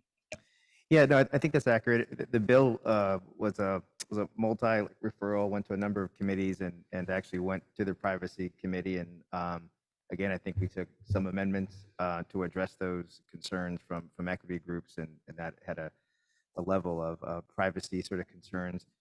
I thought we went far enough, but I think, again, that's a good point. Councilman, I think if you probably look at the privacy side to see if there's anything more to do, and maybe reach out to ACLU to see if we fully, in fact, address like their concerns. And be prepared for next year, because it'll come back again, I'm sure. Yeah. Yeah, thank you. And I also look forward to what's coming in report from you about the Game Changer Climate Bill and what we're going to benefit from. I think there's a lot of things we will be prepared to do as a city as we move forward in our climate smart plans that will be helped by this new federal legislation, which I think is very exciting. So I hope to get a report soon about what we'll be able to tap into in that bill. And I just want to appreciate the colleagues, women on the council who have been leading on choice. It's an important issue, and not just appreciate that we live in California, but that we live in San Jose, because there are parts of the state even where access isn't guaranteed and is very difficult for people. So it's not even just a federal issue, but important for local jurisdictions to take this leadership. So proud to be part of that. Thank you, Councilmember. Councilmember Foley. Thank you. Thank you for the presentation and for all you're doing to advocate for our positions in the state and at the federal government. And further, I truly appreciate your positions and analysis on where we should be and recommendations on the 5 ballot measures. I also want to thank Councilmember Esparza for rallying the 5 women. It's appropriate that the 5 women signed that memo in support of Proposition 1, reproductive freedom. And I also want to thank the 2 women from the public who called in, and one in particular who shared her very personal story about choice and how choice helped her live the life that she envisioned today. and not bringing an unwanted child into the world. That is what reproductive freedom is all about. As the mother of a daughter who is 25, I'm very concerned about the Supreme Court overturning Roe v. Wade and what that will do to her rights, her freedom, and all of the women who have used abortions as a way to address a situation that they found themselves in. I'm sure that women who seek abortions do not do so lightly and do not do so without thinking of the repercussions emotionally and mentally and physically to themselves and to the child. So I really appreciate that we are taking this position. There is no other position we could be taking, and we should be advocating as much as we can to protect the rights of women in this state and this country. So thank you, Councilmember Esparza, for bringing that forward to us and emphasizing it. And along those lines, or along the lines of protecting our freedom and our rights, is taking away the right to addict our children to flavored tobacco. And so in Proposition 31, opposing that makes perfect sense because that's what this council did earlier this year and was implemented July 1st, I think, in this city. We led in this city removing all flavored tobacco, and we need to lead at the state as well. I do have a question though about this because it was confusing when you said, if we're taking a position to oppose the referendum, but is it one of those referendums that when it's written, it's going to be so confusing, we won't know if we're voting the way we're supposed to? In other words, is it going to be so clear that if I vote no, I'm voting against flavored tobacco, or if I'm voting, is it the other way around? So can you clarify, because I was confused as you were explaining it to me. Yes, thank you for your question. Not surprisingly, it was written deceptively to make a This is big tobacco, by the way, so we know. So that's why we changed the language from opposed to the referendum, so it was clear in our position, so that there wasn't any room for ambiguity there. So when we go to the polls, we are to vote yes, correct? Yes means we're banning flavored tobacco. Is that correct? I just want to make yes, sure I message it correctly to the people who I will be influencing. Yeah, thanks for your question. I totally understand the confusion. A yes vote on this ballot measure upholds SB 793 banning the sale of flavored tobacco products. Great, thank you. That's all the questions I have. Thank you so much for your advocacy and your role. And again, Councilmember Esparza, thank you. Right. Thank you, Councilmember. Asking my colleagues on Zoom, I don't see their hands raised if they have any questions. So I'll just jump in with a couple questions while folks are thinking about it. Steve, thank you again for being here. Of course, you know I'd be asking you questions, so thank you. Follow up on Councilmember Esparza's good questions about the speed cameras. Are you suggesting those conversations happen now in the fall, or should they wait until January when bills are going to be coming back in the hopper? Yeah, for most proposals that you want to introduce in January, you start to do the work over the fall. For a new proposal, this one we've obviously had the benefit of having these discussions throughout this year. But yeah, I would recommend we try to do it over the fall and try to identify any of those issues in advance before we introduce it. All right, so we'll reach out to the Speaker's office and get the conversation going. Secondly, I just got word from Aaron Quigley at VTA that that CalSTA is telling folks they're going to issue draft TRCP guidelines in the next 30 days. That's going to be super helpful. And again, thanks to Senator Cortese and thanks to you, Steve, and to our VTA team for the heavy lift on TRCP funding. It'll be essential for BART. Is this the time, I guess, are we allowed to lobby CalSTA before they issue these guidelines, or is this?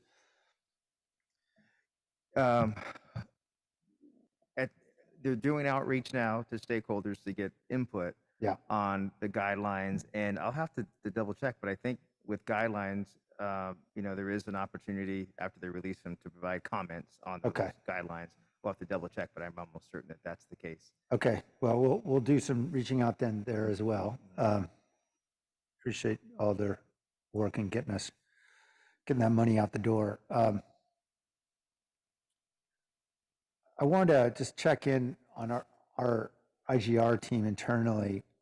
We've got about a little more than $19 billion in new spending from the state on climate projects. And I'm guessing closely aligned will be some of the projects that we care most about around water conservation, water recycling, advanced water recycling, the important project we've got with the water district, as well as sea level rise and other resilience type projects. Is there one person on our team who's sort of really tracking that whole big package, or is that distributed throughout the city hall? I'm just trying to understand, who do we go to figure out, hey, can we go get money for this? Thanks for your question. We are tracking the $19.3 billion that's coming in the climate and energy package, as well as the Inflation Reduction Act that will have energy and climate provisions as well. Steve Stamos, who joined our team recently, will be focusing on infrastructure related things in particular. Great. And we'll be tracking those issues. Okay, Steve, we'll be talking. Thanks. That's great. And then final question, back to Steve Cruz on HAP. I know there's been a lot of speculation about changing or altering the flexibility that cities, the large 13 cities have had with regard to HAP allocations. Are you hearing that's going to be coming in a trailer bill, or if that's going to be coming in the form of regs, or there's something we ought to be doing it as cities? Yeah, we are hearing that. In fact, we chatted with Scott Green earlier today, and I think we're hearing some of the same information about the potential that there would be in trailer bill language, provisions that would take away some of that flexibility. So we've talked about some initial outreach from the administration. So we've talked about some initial outreach with the budget chairs.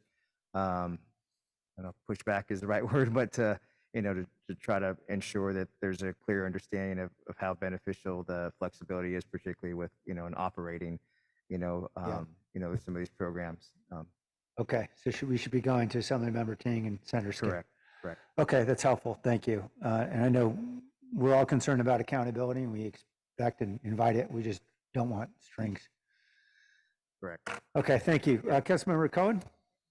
Yeah, I did. Councilmember Foley raised a good point about the language that's in the Prop 31 issue, and I think it might make sense to clarify and maybe change the wording a little bit. So I'll ask you whether you think it makes sense, and before I ask for a friendly amendment. But rather than have it say Prop 31 is a referendum challenging the 2020 law, we could say Prop 31 is a referendum to uphold the 2020 law, and then say that we support, because I think we want our voters to know that they have to support this proposition in order to ban flavored tobacco. So I think we should be very clear in the language. And does that make sense?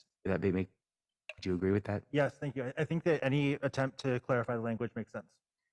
Okay, let me make a friendly amendment to change that wording, as I just suggested, to talk about upholding the law and say support, so that it's clear to ourselves and our voters. Good edit. Yes. I agree. That's okay with the seconder? All right, the motion's amended. I don't see any hands on the Zoom, so I think we're ready for a vote. Jimenez, Yes. Perales, Yes. Cohen, Aye. Carrasco. Aye. Davis, Yes. Esparza. Yes. Arenas, Yes. Foley, Aye. Mahan. Aye. Jones, Aye. Liccardo. Aye. Thank you. All right, thanks, everybody. Good to see you, Steve. Thank you. All right, we are on to item 3.5, which is fiscal year 22-23 property tax levy for general obligation bonds. There's no presentation here, so we're going to go right to the public with any questions they have about item 3.5 on geo bonds. Blair. Hi, Blair Beekman here. I just wanted to quickly comment that this issue that to deal with obligation bond issues, I'm interested how, the oversight, the public oversight of bonds, how bonds issues can work. But I think you started some interesting ideas with the Measure T process, and I just wanted to compliment yourselves that I think it offers a really interesting structuring that invites the public to be a part of the bond process in our future. So thanks for doing that. I hope it could be a good model for other cities of the Bay Area. Thank you. Back to council. All right, back to council. Are there questions? I'm not seeing anything here in the dais or on Zoom. Move approval. Second. All right, let's vote. Jimenez, Yes. Morales, Yes. Cohen, Aye. Roscoe, Aye. Davis, Yes. Esparza, Yes. Arenas, Yes. Foley, Aye. Mahan, Aye. Jones, Aye. Ricardo. Aye. Thank you. All right, item 3.6 is a public hearing for the fiscal year 22-23 sanitary sewer service and use charge and storm sewer services charge assessments. We'll go first to the public to see if there are any comments or questions on item 3.6 I've no- regarding these assessments. I have no hands. Okay, are there any questions from my colleagues? I'm not seeing any hands there. Move approval. Second. All right, let's vote. Jimenez, Yes. Morales, Yes. Cohen, Aye. Roscoe, Aye. Davis, Yes. Esparza, Yes. Arenas, Yes. Foley, Aye. Mahan, Aye. Jones, Aye. Ricardo. Aye. Thank you. All right, item 3.7 is a public hearing for the fiscal year 22-23 annual residential solid waste collection service charges to be placed on the property tax rolls, also known as garbage.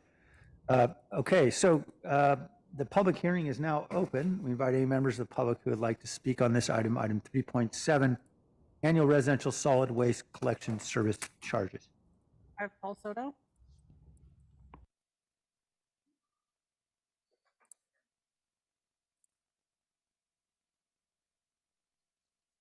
We are clicking allow to talk, but it's not releasing him, so just give me a second. We're going to try Blair, and then we'll go back to Paul.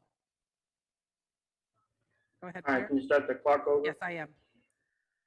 Thank you. Blair Beekman here. For these past two items, just to thank you. I hope as homeowners in San Jose that they can be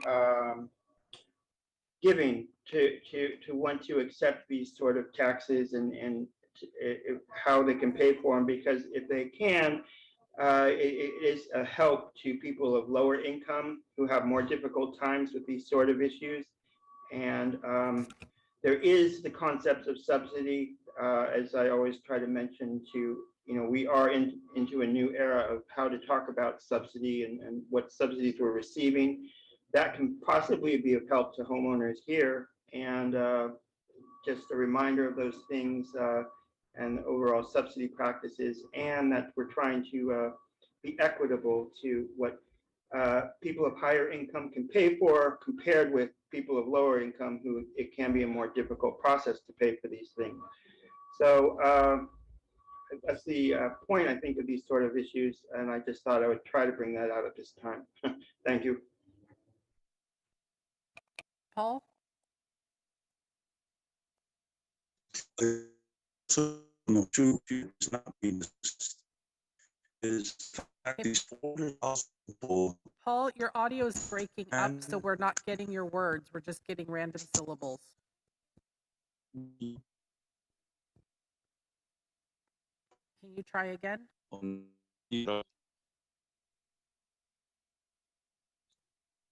Hello?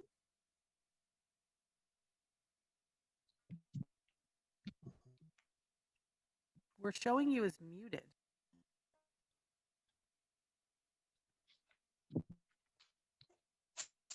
I hear him and him be muted. Okay, we're going to move on. I'm sorry about that, Paul. Why don't you sign off and then sign back in and see if that's the issue. Back to council. Thank you. Is there any comment from the council? I see no hands raised. We'll entertain a motion. Move approval. Second. Motion from the vice mayor. Let's vote. Jimenez, Yes. Peralez, Yes. Cohen, Aye. Carrasco, Aye. Davis, Yes. Esparza, Yes. Arenas, Yes. Foley, Aye. Mahan, Aye. Jones, Aye. Liccardo. Aye. Thank you. All right, we're going to consider two items together now. Item 5.1, which is the Move San Jose plan, and item 5.2, the Transit First policy. So we'll have the presentations be combined. We have John, the whole Department of Transportation team here, and then we'll have public comment, but I guess we're required to vote separately, so that's what we'll do. Welcome, John and team. Thank you. Good afternoon, Mayor and Council. John Risto, Director of Transportation. And yes, we've got two items we're going to do at once. We will have a presentation. I just want to introduce the group here, and then we'll get started. We have Jessica Zank, Deputy Director of Department of Transportation, Ramses Madhu, Division Manager, and Kate White from Arup. She was the primary author of the Move San Jose plan. Just a little bit of background context. With the following the adoption of General Plan 2040 and Climate Smart and the city's equity preferences, we knew that we were going to have to take a step back and see what the transportation needs were going to be for those policies, progressive policies and goals that were in those plans. So this does result in the culmination of about a 2-year effort to take a look at how transportation was going to address those plans. We think of this as our strategic plan, where we take a look at the organization, how we're actually doing the work to actually meet and address those goals, and then how we were going to engage the community and the public in terms of what the perspectives were going to be on new mobility, air quality, and equity goals. So what you're going to see today is what we're proposing as our plan on how to address that. We're going to show a couple different ways that we want to, how we're going to use these practices and tools to be able to use these plans over the long term. And then one of the other items today is one example of the many sub-plans that we've got that really embed themselves in this overall umbrella plan as the Transit First policy.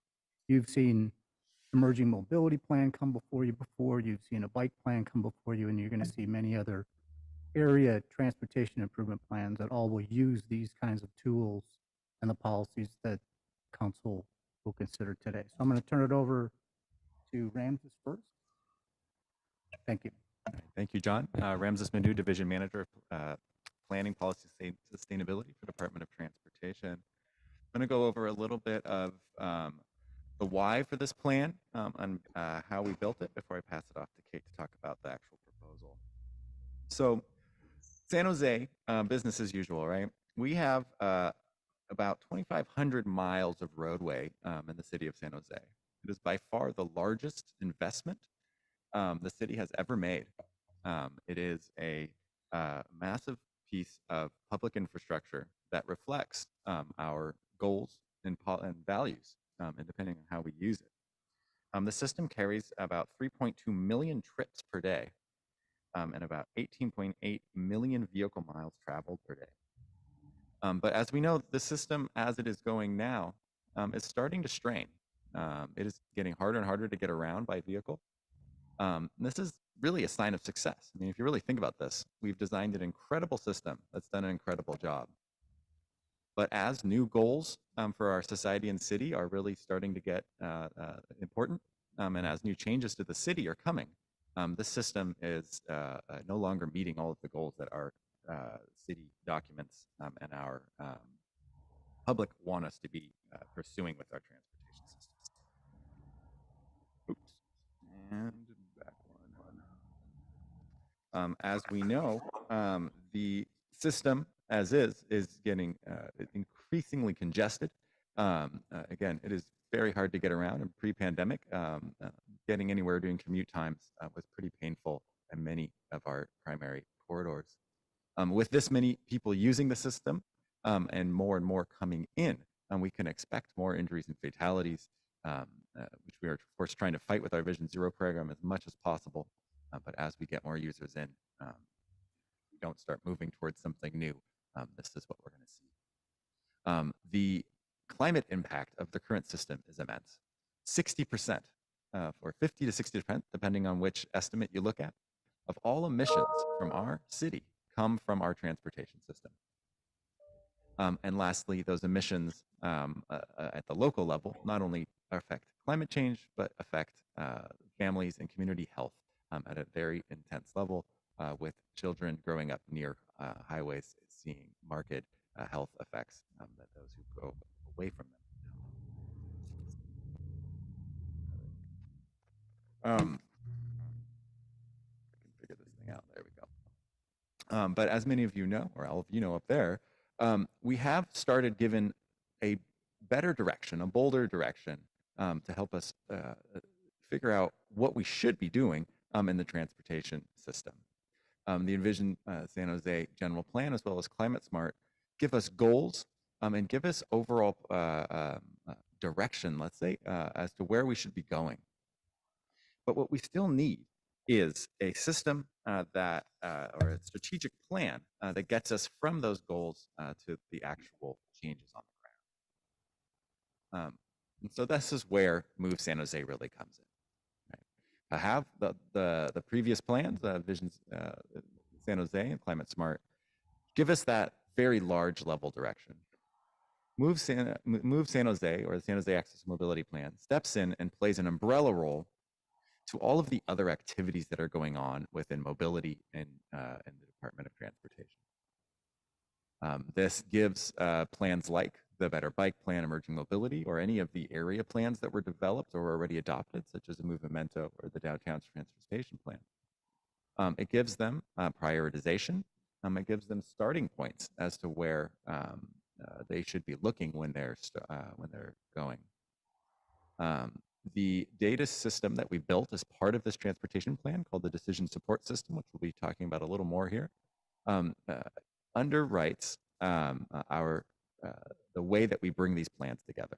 Right? So we're using many metrics that help us make better decisions and give us a across the city understanding of how things are valued.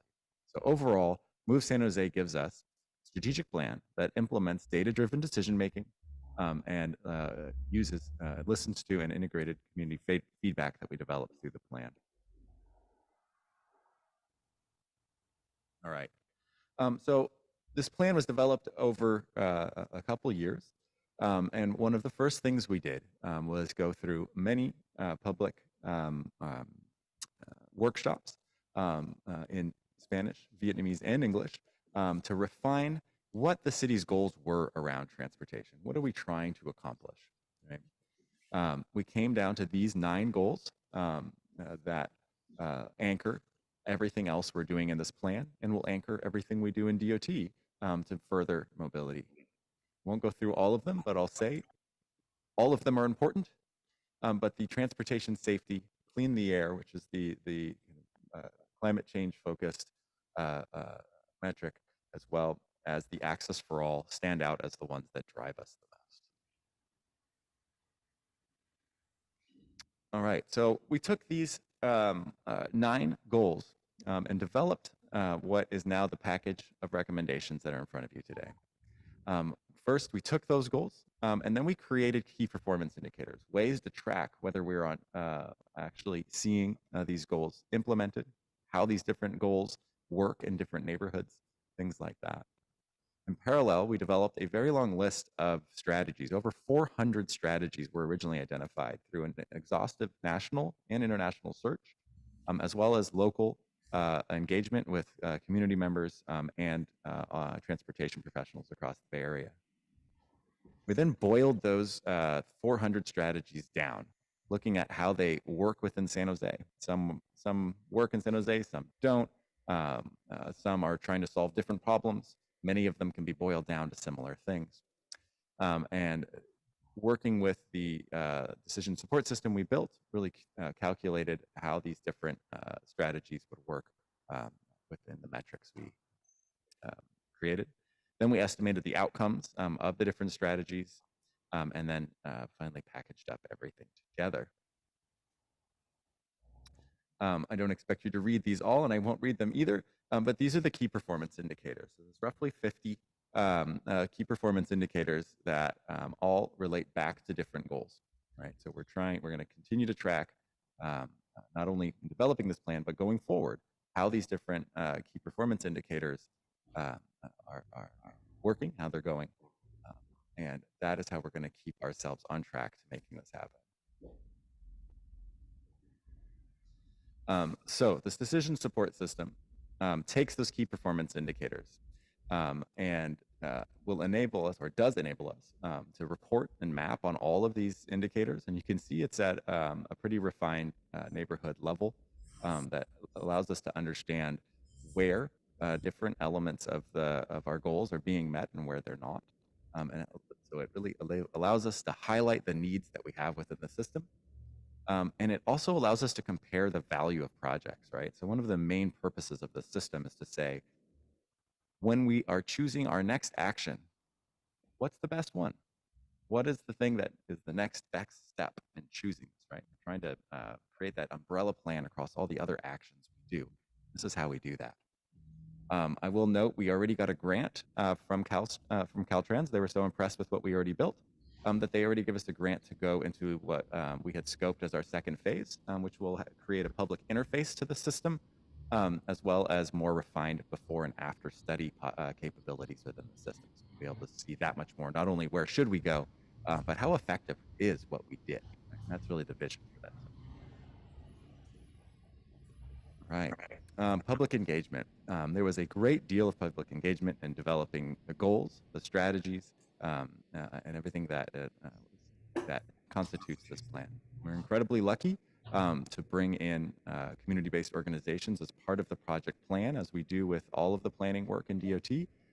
We bring in CBOs. We were joined by Luna, PACT, the Silicon Valley Independent Living Center, and the Vietnamese Voluntary Foundation, VIVO.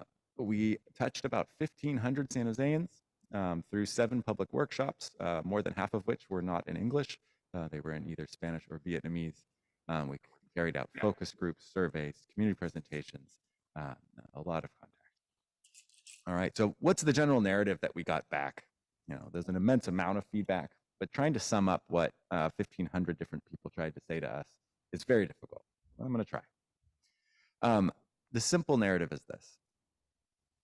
People like this vision of going into a multimodal system. They want to get around in more timely, reliable, safe, and affordable ways. But our system is not there yet. Many, many people say, I would love to take more transit. I'd like to bike more. I'd like to feel like walking in my neighborhood is a thing I want to do. But we do not yet have the infrastructure in many places to make that a reality for people. I don't think this is a surprise to us. This is kind of the reality that we're all living, and exactly why we needed this plan, is to help us start focusing on where can we put the infrastructure to go. Other important parts of the outreach that we received was the people with disabilities community really came out and said, hey, as you're thinking through this, as you're going forward, you need to think about us at a ground level, right? In design. Yeah, ADA is not enough. That's a base requirement. You need to grow much more beyond. You need to make sure that you're incorporating many aspects of the disabilities community. So it's not only people in wheelchairs, people who can't hear well, people who can't see, so on and so forth. And then the last 2 points here on this slide are that transportation sits within the larger context of many other issues, right? So housing and unhoused crisis are both affected by and affect transportation a great deal. For example, many of the changes we would like to see in places like East San Jose, where we have a high density or higher densities of people in housing than was originally designed for, has created a situation where the folks who need things like bike lanes to reduce their transportation costs the most are not necessarily very in favor of it, because it could affect the parking for their cars, which they need to get to work now. hit a bit of a negative catch-22 there, trying to work ourselves out there. And then the unhoused crisis is an interesting link where we have trails. We have one of the best trail systems you can imagine, but many people are afraid to use it because of the folks living on the sides, the poor folks who are forced to live there. Creates, again, quagmire of different issues. All right. Sorry, and with that, I'm going to pass it off to Kate, who's going to talk about the strategies and proposals. Thank you, Ramses, and council members, Mayor Liccardo, just absolutely honored to be here today and to get to support your fantastic team on Move San Jose. And you should be very proud of the work that's gone on the last couple of years. This is one of the most creative, innovative, adaptive, nimble kind of transportation plans I've ever seen. So kudos to everybody who's been working on it and the public who's participated. So what are we actually talking about? What are we going to do with this plan? What are the strategies that are going to move forward? Ramses mentioned that we analyzed over 400 different potential strategies that would get you to your goals. And we looked at the effectiveness of those strategies in moving the needle on climate, on equity, on access to the city and everything that everybody wants to get to. And we landed on 26 specific strategies. Some of them are here on the slide. And then we grouped them into 3 major categories. So there's streets, there's transit, and there's policy and programs. So with streets, it's really how to build and maintain infrastructure, especially bike and ped infrastructure, pedestrian infrastructure, to retain and really attract more users so people feel more comfortable walking and biking. With transit, it's so important for the city to play a key role in partnership with VTA to improve and expand transit facilities and really be part of creating that viable, accessible, reliable network of transit services. And then there's a whole series of policies and programs. You'll hear about one later today.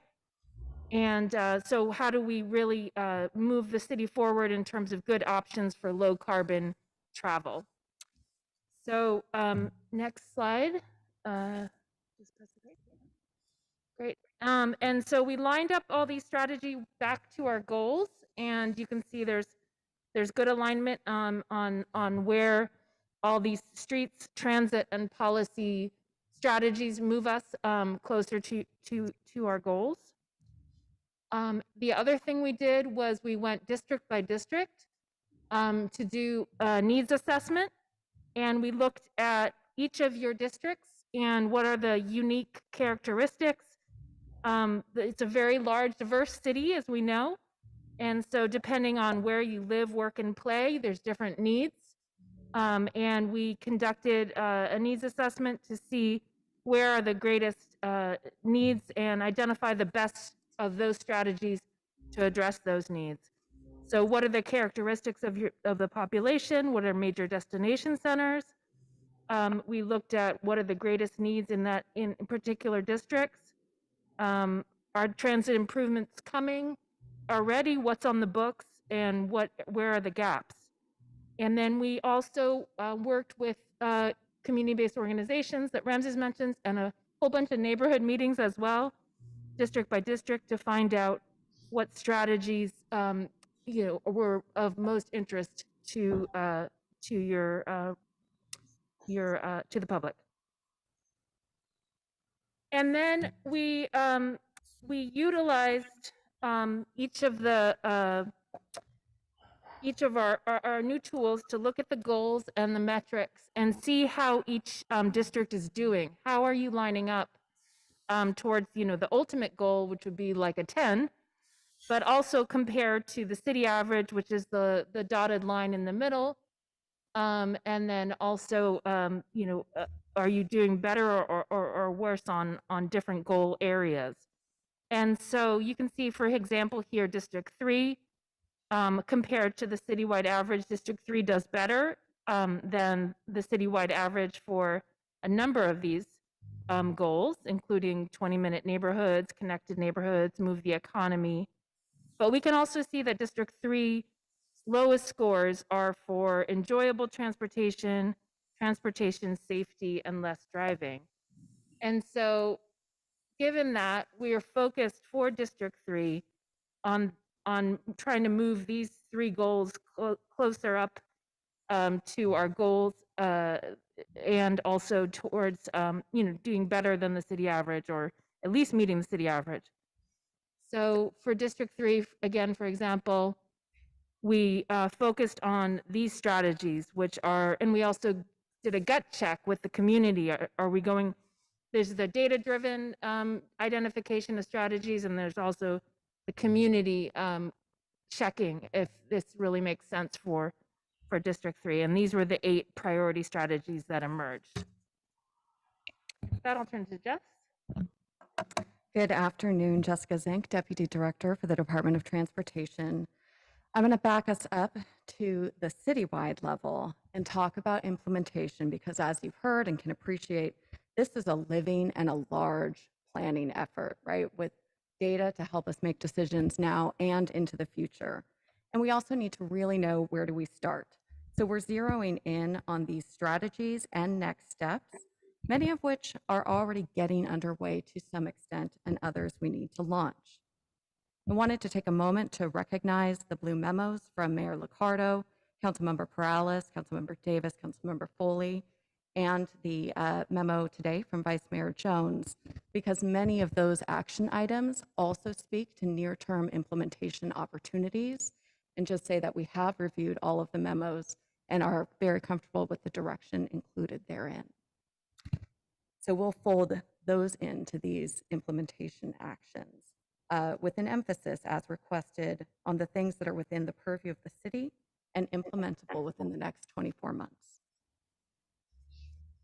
We've also thought about our actions in terms of timeline here, right after consideration by the City Council today.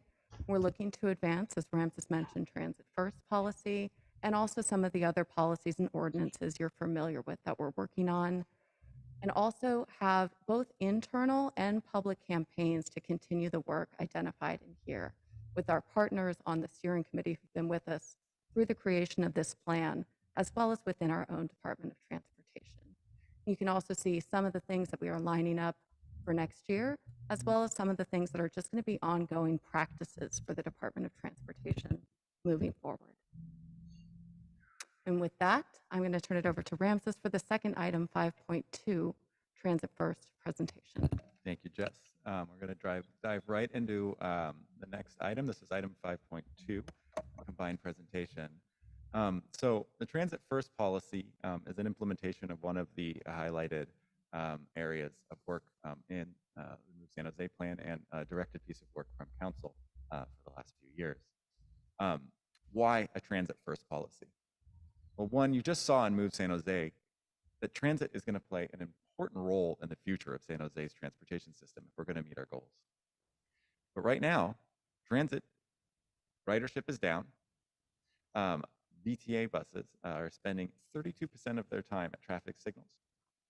Speeds have decreased by 20%, and the budget at VTA is struggling. And one of the important elements of all of this is that faster buses are actually cheaper buses. It costs less to put, they don't have to put as many buses out to produce the same amount of service. So why should the city be putting its effort into transit, right? So overall, we know it's aligned with our goals, but what can we do about it? There's a great deal the city has to do with transit success. While VTA might run the vehicles, the design of our streets, the operation of our lights, the design of access to stations and to stops are all under our purview. So everything from making sure buses and light rail can get in and out of where they need to stop, where the vehicles can travel and how mixed they are with other traffic. And especially for riders, how comfortable and easy is it to get to stops? Are significant elements of what the transportation network is, that we have direct control over in the city. All right. So this policy's goals, along with much of what else we are doing in DOT in the city, is first led by equity. We know that a lot of folks who need the most help in terms of reducing their transportation costs, as well as are less likely to be able to afford an expensive vehicle, are the same folks who need to be riding transit. So making sure that our investments are going in the right place is incredibly important. Another part is competitiveness. Transit, for it to be attractive and usable to support folks' lives, needs to be competitive with other travel modes. And so really focusing on how do we create competitiveness between modes is core here. The other one is reliability. Everybody knows waiting for a bus and it not showing up for 5, 7, 8 minutes after you expected it basically makes you feel like a second-class citizen and also makes you potentially late for your shift, which can cause all kinds of issues at your job, right? Many other versions of that story. So really need to make sure reliability is key. So what are we considering in terms of the transit first policy today?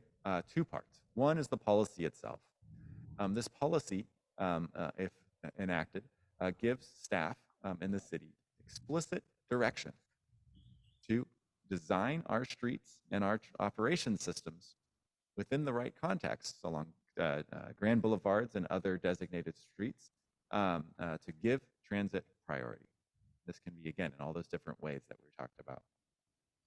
There are 9 guidelines in there, and they, again, direct us where and when to make some of these changes to the streets. The second part is toolkit.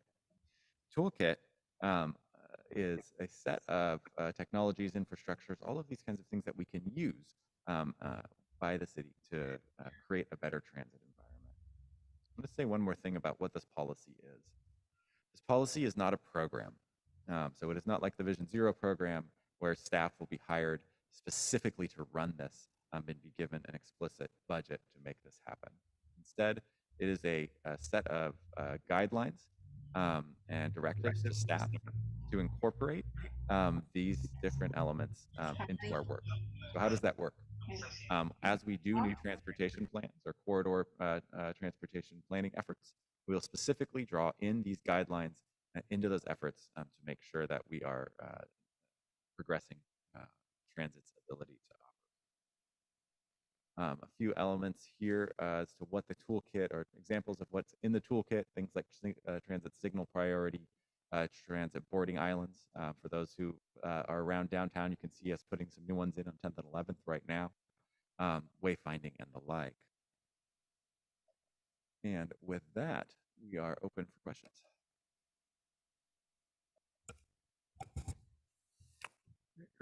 Thank you, Ramses and Kate and team. All right, let's go to the public first, and we'll come back to council. I have Jason. Hi, thank you. My name's Jason Baker, and I serve as the Senior Vice President for Infrastructure and Regional Partnerships for the Silicon Valley Leadership Group.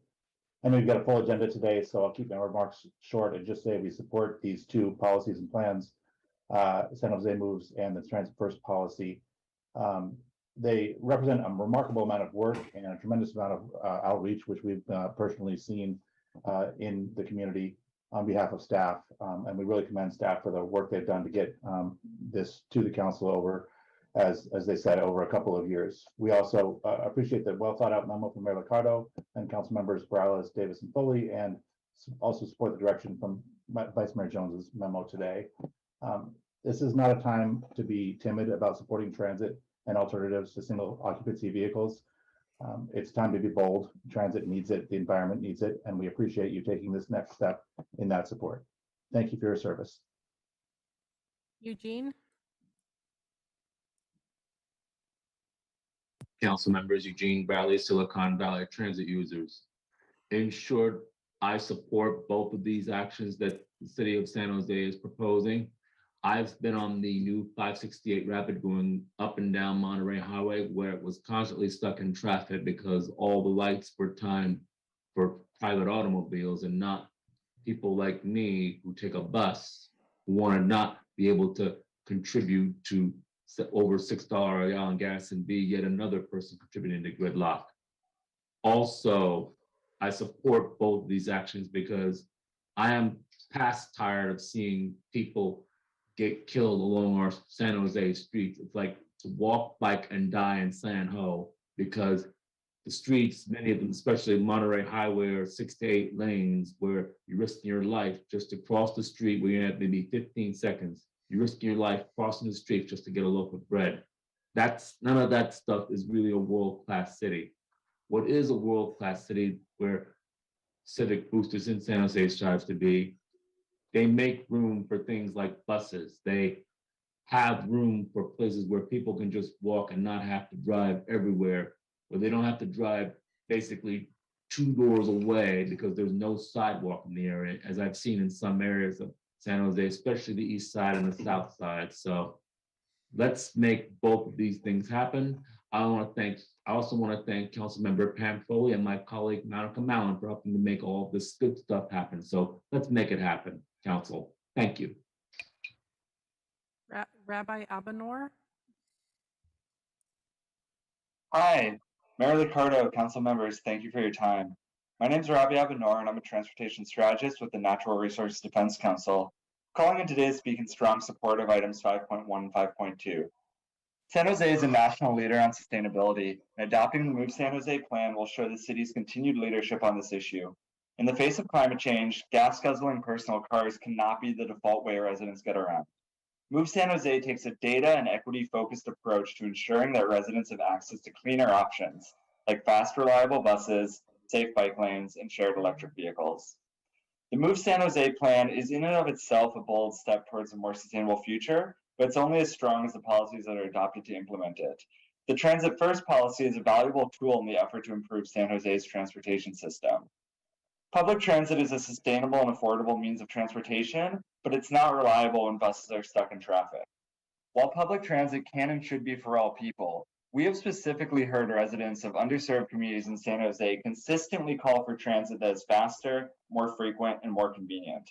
The city needs to answer their call, and the Transit First policy begins to do that. There's no one solution for making San Jose more sustainable, and staff have thoughtfully worked with communities across this diverse city to craft plans that put resident needs first. The Move San Jose plan and the Transit First policy are critical steps toward making the city's transportation systems more sustainable, more equitable, and more accessible. Please support staff recommendations and accept these items. Thank you. Caller 9158.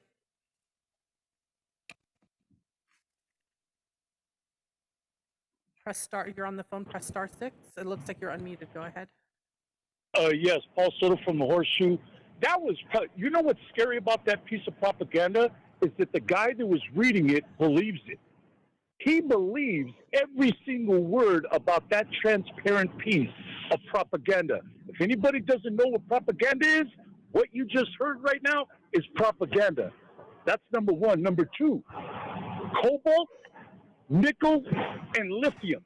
Those are the 3 buzzwords that I want to discuss because we're going to need enormous amounts of all 3 of those minerals in order to support this electrified infrastructure that you're talking about. That means that we're going to have to conduct wars with other countries and install puppet governments in order to facilitate this electrification of the transportation of the infrastructure here in San Jose. That's a fact, and that's conspicuously absent from this discussion. So I suggest we start getting real used to it because all of a sudden there's going to be wars in Chile, in South America, because they are the largest producers of those 3 minerals, which is absolutely necessary for the batteries, for the vehicles, and for the buses. So let's start talking about that and these puppet governments that are going to be installed on behalf of the United States so that what this dude said, equitable transportation, hey, save it, buddy. I don't need you talking about what it is that I need. It's condescending for you to think that you could be in a position to discuss anything that affects my life. Thank you. James? Uh, Good afternoon, San Jose City Council. I'm James Kuzmo. I live in Mountain View, and I regularly come to San Jose, essentially always either on my bike or in a light rail vehicle or in a Caltrain car or in a bus. And I would love to see this happen. I've spent way too much time sitting at stoplights on the Alameda or along Capital Expressway or along North First Street, and this policy will be amazing for everyone who relies on transportation modes other than a car. Thank you.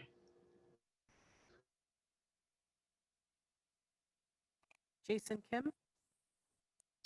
Hi, good afternoon. My name is Jason Kim, and I'm speaking on behalf of VTA today. I want to thank the city for their great work on both of these items, and we fully support both of them. Specifically, we're really thankful for the opportunity to work with the city on the transit first policy, and we're really looking forward to working with the city on making lasting changes to improve transit, both transit speed and transit access citywide. So we're really looking forward to this continued coordination with the city, and we really hope that we can really work on implementing a lot of these processes and the tools in the toolkit within the next couple of years. So yeah, just once again, we want to thank the city for being a really great partner to both VTA and just to transit in general, and we look forward to our continued partnership. Catalyze SV. Hey, good afternoon, council members, mayor, and staff. Welcome back from hopefully a restful recess. We are delighted to see these policies going forward. A couple of things we want to highlight. First of all, thank you to Councilmember Foley for continuing her advocacy on a transit first policy. Second of all, praise to staff in DOT for including a strong community engagement component to your work. You know that we care about community engagement a lot, and we are delighted to see very local community-based organizations, very targeted, very thoughtful groups like Vivo, Silicon Valley Independent Living Center, PACT, and Luna as part of your process. Going directly to community-based organizations is something DOT and other city staff are doing in multiple ways, and we think that is the right step. I'm sure you'll be talking about it a little bit more later. The other thing we care about and talk to you about at times is transit passes for residents of new developments. So you'll be implementing this new policy, and yet tonight, when you vote on projects and in the months ahead, you'll continue to have opportunities as a council to actually influence and improve this policy implementation by allowing or encouraging or requiring developers as part of your TDM measures to include transit passes. So we know planning staff is working on that closely. It is definitely in conjunction with the vote you all took in June to eliminate parking mandates. And so there's such good synergy here between that vote of yours, the vote hopefully you'll take today to put transit first and to keep our city moving through more sustainable, healthy ways. Thanks so much. Blair Beekman. Hi, thank you. Blair Beekman here. Thanks a lot for the words of the previous speaker. Transit pass ideas for redevelopment or for development, new developments is really interesting. Good luck in the work you're doing with regional transit pass issues. And I think that's an important new field in our future of this sort of transportation, and free fares that are very limited and not much. That's an important concept, and more buses along routes to speed the time people can get on a bus are all interesting ideas that, thank goodness you're talking about them. Thank you immensely. It's very hopeful that you're doing that. About the move on items of the previous 5.1 that was talked about, what Paul Soto mentioned, he's right. I mean, I try to say that, in the upcoming electrical, world of using electric energy, the minerals that are needed, we have to have good worker rights for people in South America and Africa. And maybe that can head off, what inevitably sounds like what Paul is saying, the future of warfare that will take place. Good worker rights issues, I always talk about in how we have to talk about these sort of, the future of electric energy. So good luck in those efforts. And a quick reminder that, the importance of being honest with our statistics is just incredibly vital to this sort of work. We can't fib on things like KSI stuff. We're building a sustainable future, and that means we all have to be involved in open, accountable practices that addresses warfare. It decreases warfare and invites peace, sustainability, and our better practices. Good luck how we can do these things. Erica Pinto. Good afternoon, Mayor, Vice Mayor, and City Council members. My name is Erica Pinto with SPUR. Speaking on the combined agenda items as a whole, we appreciate the work done by city staff, consulting partners, and community organizations and members as they continue planning for more livable and equitable neighborhoods in the city of San Jose. The two items before you today outline next steps that were careful and well thought out, that will move San Jose closer to meeting its environmental, equity, and economic goals. To that end, SPUR has been a supporter of the city's efforts to align its many transportation policies and strategies to better serve people traveling within the city by prioritizing transit operations and improving access.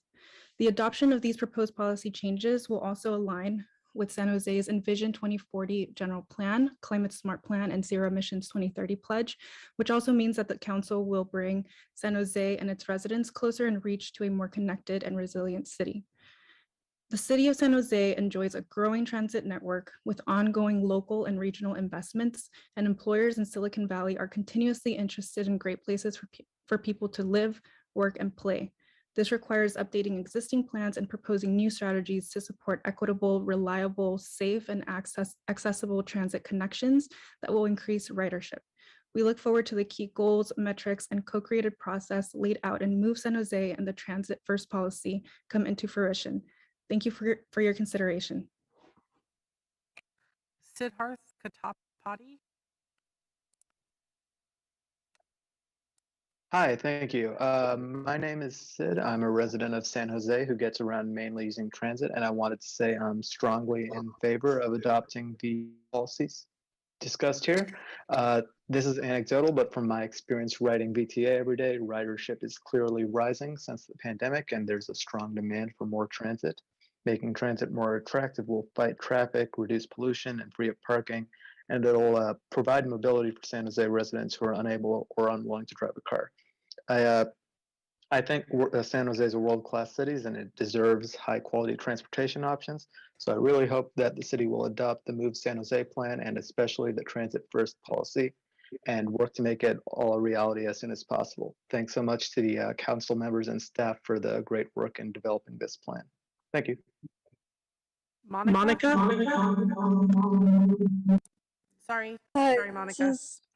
Hi, this is Monica Mallon. I'm a Cambrian resident and transit rider, and I just really want to thank you all for your hard work on this, and especially to Councilmember Foley for bringing Transit First forward during priority setting back in 2020. This is a really important step for the city to take to show not only a commitment to transit, but also to prioritizing transit on city streets.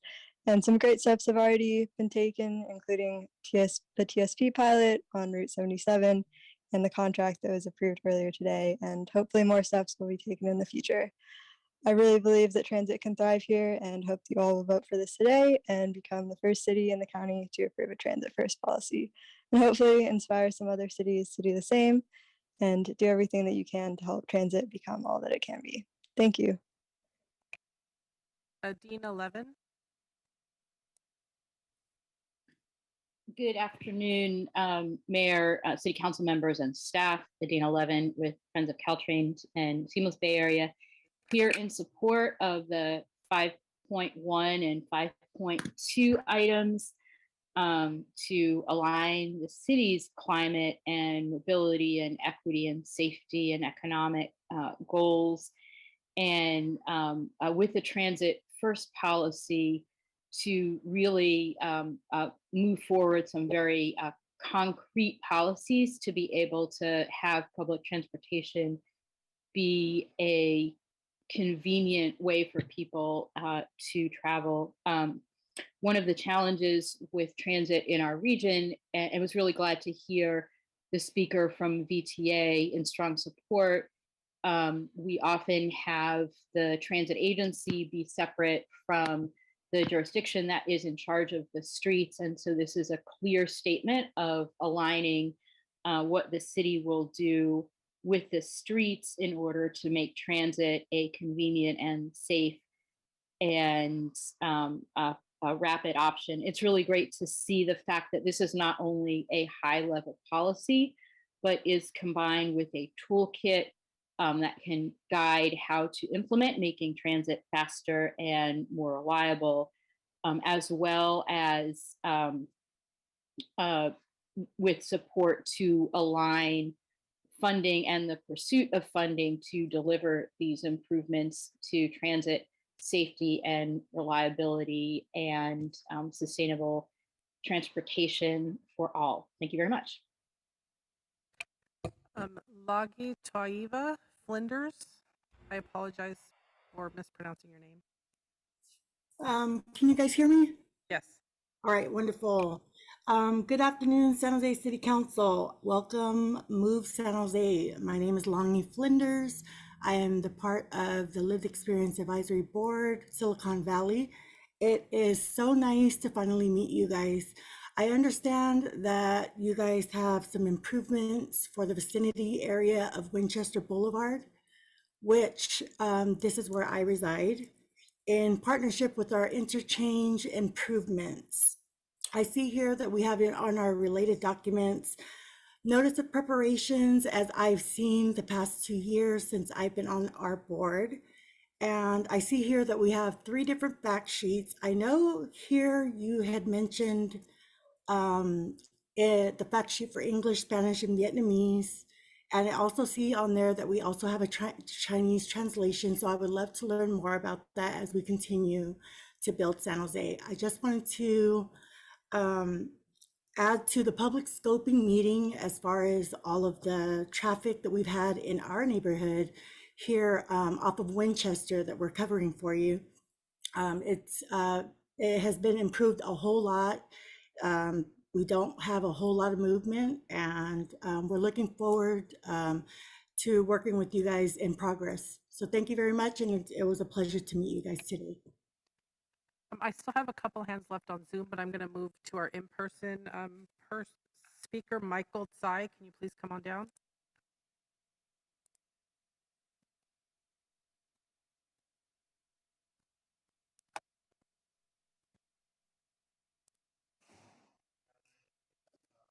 So my name, currently serving on the Milpitas School Board, but here in a personal capacity.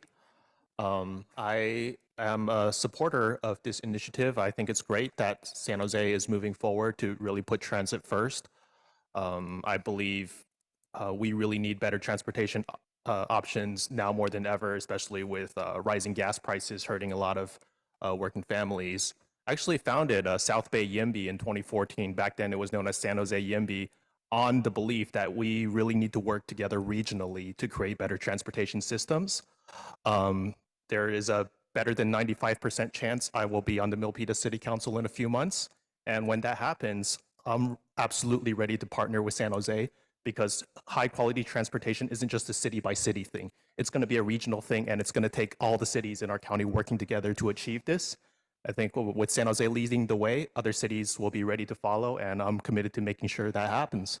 So this is gonna be a great first step, and we can really achieve wonderful things. Thank you for hearing me out today. Thank you. Going back to Zoom, I have Jordan Grimes. Yes, good afternoon, council members, honorable mayor. Jordan Grimes on behalf of Greenbelt Alliance. We're very supportive of Move San Jose and Transit First. Both items are absolutely critical for equity, for accessibility, and for climate resiliency. It is imperative that our cities start implementing serious efforts to reduce our dependence on oil consumption and personal car usage, to reduce VMT and combat greenhouse gas emissions. We do that by increasing transit frequency and reliability, and moving these items forward will go a long way to making those goals a reality. And we'll also build on and complement the fantastic work already being done by the city around parking standards. This work really has the potential to be a regional inspiration, and with any luck, other cities will follow suit. So we strongly encourage you to move 5.1 and 5.2 forward today, and thank you so much for your time. Frey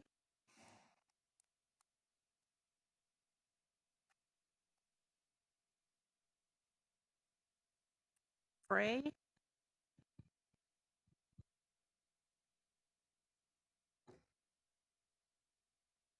Okay, I'm going to move back to council.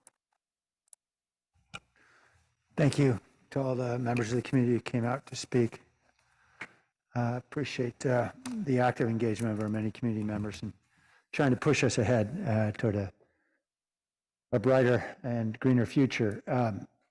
Councilmember Foley, thanks for your work and leading the efforts on Transit First. I think you're up first. Thank you, Mayor. I have a logistical question first. We have a memo that covers 5.1 and 5.2, but you wanted separate votes. So how would you like me to propose that? That's what the vote? notes said. So I'm going to turn to Nora and say, are we supposed to be voting separately on these two items? Is that the idea? We don't need to? It doesn't appear that you would need to. Okay. Okay. So I think you can put together a motion that would cover everything. Okay, I'll do that when I get to it. But I first want to thank the community who called in. I want to thank you all for your presentations, and I'm just really excited to finally be seeing Transit First policy come through. I brought it through to priority setting session in 2020, and my council colleagues thought it was a good idea, so it moved to the top, one of the top items. And so it's really exciting to see that it's finally here and we're ready to move it forward with Move San Jose. You like the way I work them both in together. So, you know, the Move San Jose plan and the Transit First plan are really exciting. The things that have been taken into consideration, the 9 areas of focus, are really important. We need to get people out of their cars, and making transit easy and convenient is the way that we're going to do it. I was proud to host a community workshop with the Department of Transportation staff, specifically targeting and addressing concerns of members of the disabilities community and also members of our senior community. This plan, it pays particular attention to the needs of those who have limited mobility issues. I'm happy to have authored the memo along with the mayor and Councilmember Perales and Davis, which affirms our commitment to the goals of Move San Jose and Transit First. Meeting our city's safety, climate, and equity goals will take a sustained effort from the city's administration, departments, and political leadership. We need to make clear that the priorities in Move San Jose are both the city's and community's priorities. This plan should send a clear message to all city staff and our community that this is the direction we want the city to go, a direction away from automobile dependence and towards a city that builds for people and not just cars. And later on, we're going to be voting on a big project that I have coming down in District 9. And one of the concerns of the community is that we don't have a lot of mass transit. So I'm hoping that the VTA people who are listening today are watching that big project, and when it gets developed, we will have built it. So we hope they will bring the VTA buses to help us out over there. Often at the city, it seems there's a disconnect between planning and actual implementation. We do a lot of work coming up with great plans and policies, and then we don't do anything with them. So I don't want this to be like a strategic plan where we spend so much time on it and now it sits on a counter or a desk somewhere and gathers dust. We really need to implement it as soon as possible for a lot of reasons articulated in the plan itself, which means that we have to put our money where our mouth is. And we have to align future budget and grants decisions to meet the goals of the plan. We know there will be certain trade-offs as we make the transition from automobile dependence, but such a transition is necessary to meet the various goals outlined in our general plan, our Climate Smart San Jose, Better Bike Plan, and Vision Zero. Those are all great plans, and they're all not just sitting on the shelf. They're all being implemented, but we need to work together with all of them. While a transportation impact fee could potentially be used to fund important transportation projects, We shouldn't lose sight on how these development fees continue to stack up on top of each other and result in development actually not occurring. So that exacerbates our housing crisis and stymieing dense infill development, which is what we need to attract and make transit first valuable and successful. I'm thankful for the hard work and leadership coming from our Department of Transportation for creating this vision, especially Ramses Madhu and Jessica Zenk, of course, John Risto. And with that, I will move item 5.1, 5.2, the memo which I co-authored with the mayor, Councilmember Perales and Davis, and the vice mayor's memo. Second. So concludes my remarks. Thank you. Thank you. That's plenty. Thank you, Councilmember. Councilmember Esparza. Thank you. I'll start with 5.1 and then go into 5.2. And I'll be supporting the motion. Obviously, this is the direction we've been going in the city. I do have some questions though. So, for example, District 7, 71.4% of residents live in an equity priority community as compared to just 27% of residents citywide. And so looking at some of the strategies, wanted to note a couple of things. But first off, the staff report does take a comprehensive look at equity indicators, but the strategies themselves do not have an explicit focus on equity. And for example, there's no mention or distinction of the equity priority communities in the district-specific strategies, despite them ostensibly being utilized in the needs assessment, in other words, in prioritizing projects in equity priority communities. Can you discuss that? And I also have some comments on the strategies as well. Thank you, Councilmember Ramses Madhu, Department of Transportation. The key performance indicators themselves, which drive which pieces of which strategies we would like to see implemented in each district, do have equity built into them.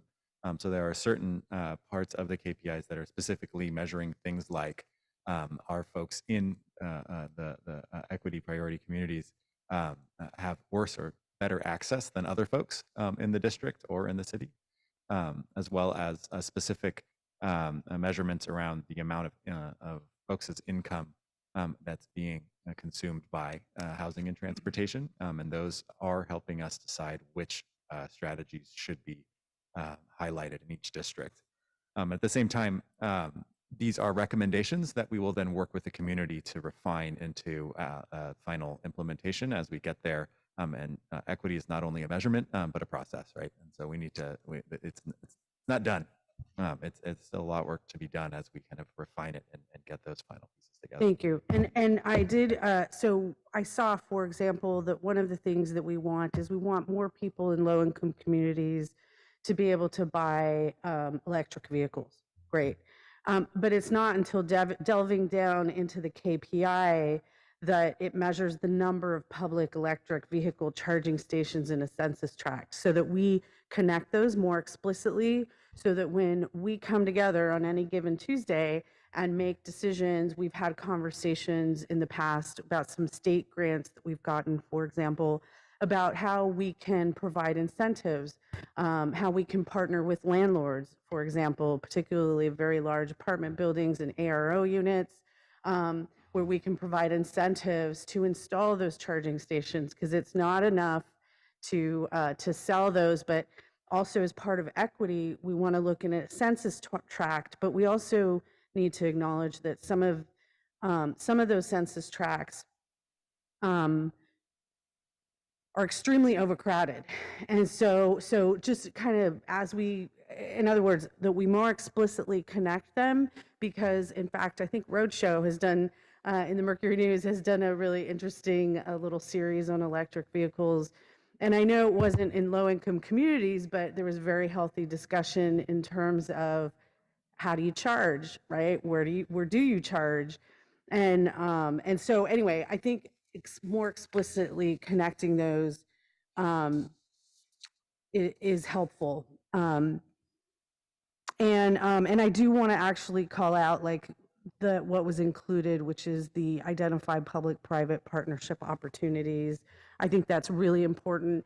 And in very, very dense communities like the East Side, partnering with school districts, different shopping centers like Little Saigon or La Placita. I know that there's Tesla chargers at Gould Shopping Center, which is awesome, but really looking at those places where there is land, open land, and how we can partner with those organizations, because there are a lot of issues that we need to work through, because when you have 15 to 20 people per household, we're going to have to be creative. I also, let's see. I wanted to also pull something out and really amplify and highlight something that has come up, and it's mentioned in the report that the community gave us feedback. As I read that, it was in there, and it is mentioned in the reports, but in my experience in community meetings and seeing it come up over and over again, one of the things people want most is better lighting. And I know it's not sexy, right? But it has consistently come up over and over and over again in different populations. And there are a lot of other benefits, such as public safety benefits to that. So I wanted to call that out. Also, I wanted to ask, how do we more explicitly connect and incorporate Vision Zero and equity into these? Can you discuss that, please? Yeah, absolutely. Thank you, Councilmember. Again, Ramses Madhu, Department of Transportation. I did want to say strategy number 4 is lighting improvements. So we try to make it sexy. I'm not sure if it'll work, but we're going to do it anyways. Sorry, I lost track there. What was the question? Equity Vision and, Zero yeah. and equity, Thank you, how yeah. to more explicitly incorporate that. The safety measurements, key performance indicators that are driving this plan are directly the Vision Zero measurements. And we did that because there's no reason for us to recreate safety measurements that are already driving our direction. So to us, that's integrated both at the key performance indicator level, but also as the different teams that are planning and implementing projects. These teams are constantly working together to make sure that what's happening in Vision Zero is also overlapping with what's happening in the particular planning processes. You'll see this a lot in the King Road design process that's about to kick off. Anywhere where we're looking at how to implement the directives that we get from a plan like this, we're making sure that that's meeting same goals. So those are there. Again, equity is already also a key performance indicator set. And also, we've really tried to highlight the overall statistics that relate back to equity. But again, equity is not only a number; it's a process, right? And we've done our best, and it's never good enough, but it was our best to incorporate community voices in the development of the plan, and we will continue to do so in the implementation of the plan going forward. Thank you. And then I had another question. Something that has come up, it's come up a lot during COVID, and then it's come up personally. And I know, Councilmember Foley has been leading our disability, plan and the advocacy efforts. But how are we incorporating? Because I don't see explicitly our seniors. I see it mentioned, but again, on the specific, so incorporating shuttles, drop-off points. We have a baby boomer population that is aging, and often when they're at home, they're not necessarily out at the community, at my community meetings anyway.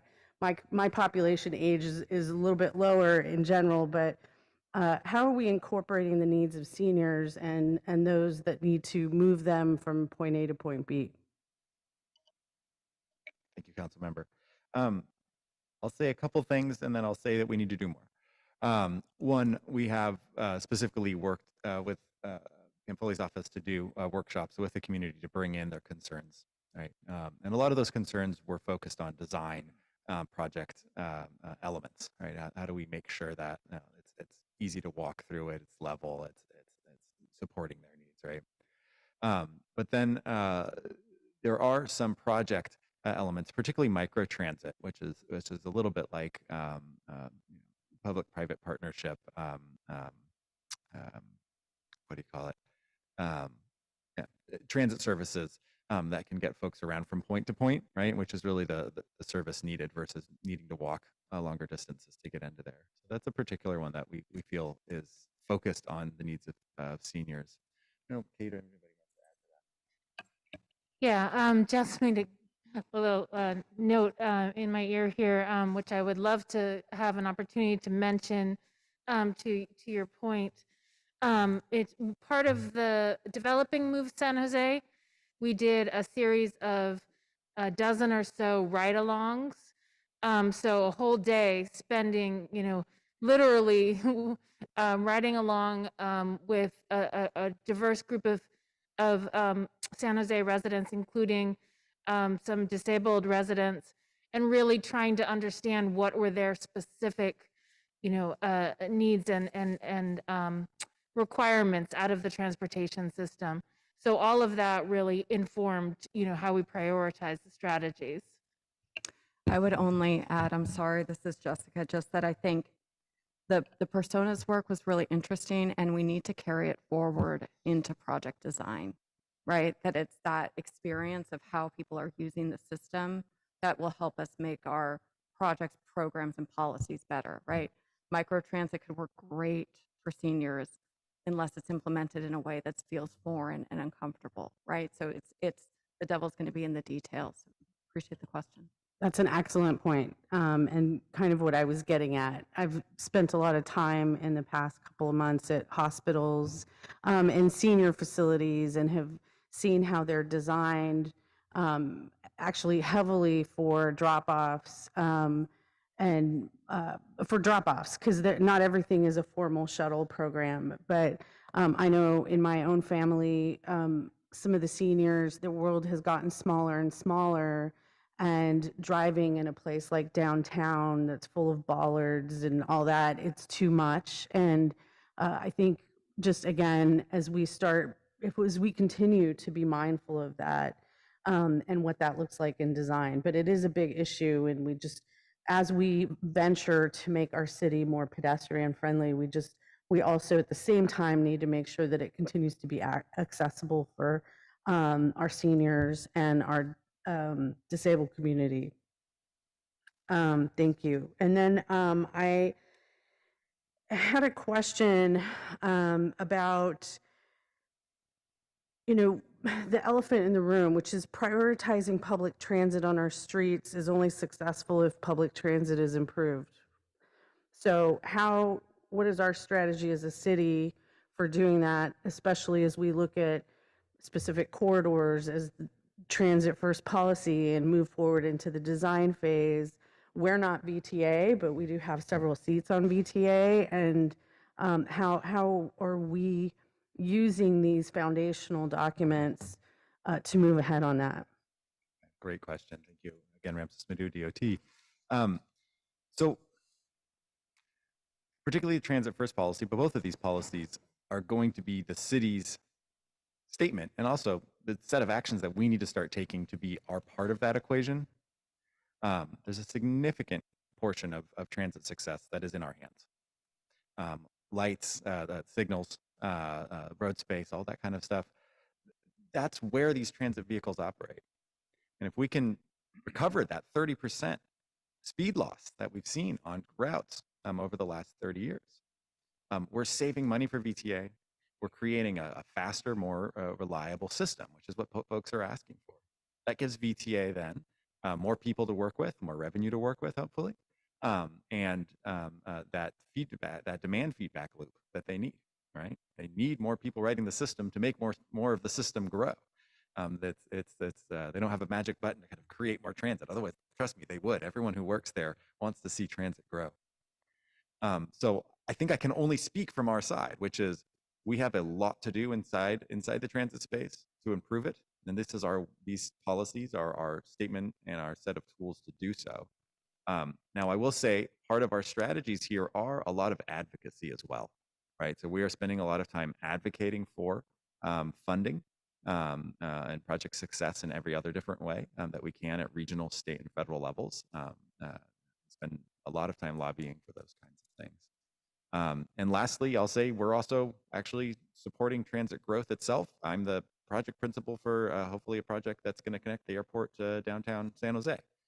So there's a lot of different ways in which we're trying to attack the transit area. Yeah. Thank you. You just made the argument for cities having seats on the VTA board. I have one more question. When we look at in the section of the memo around grand boulevards, with all due respect to these other grand boulevards that are here, what jumped out at me is that Kirtner and Tully is missing as a grand boulevard of San Jose.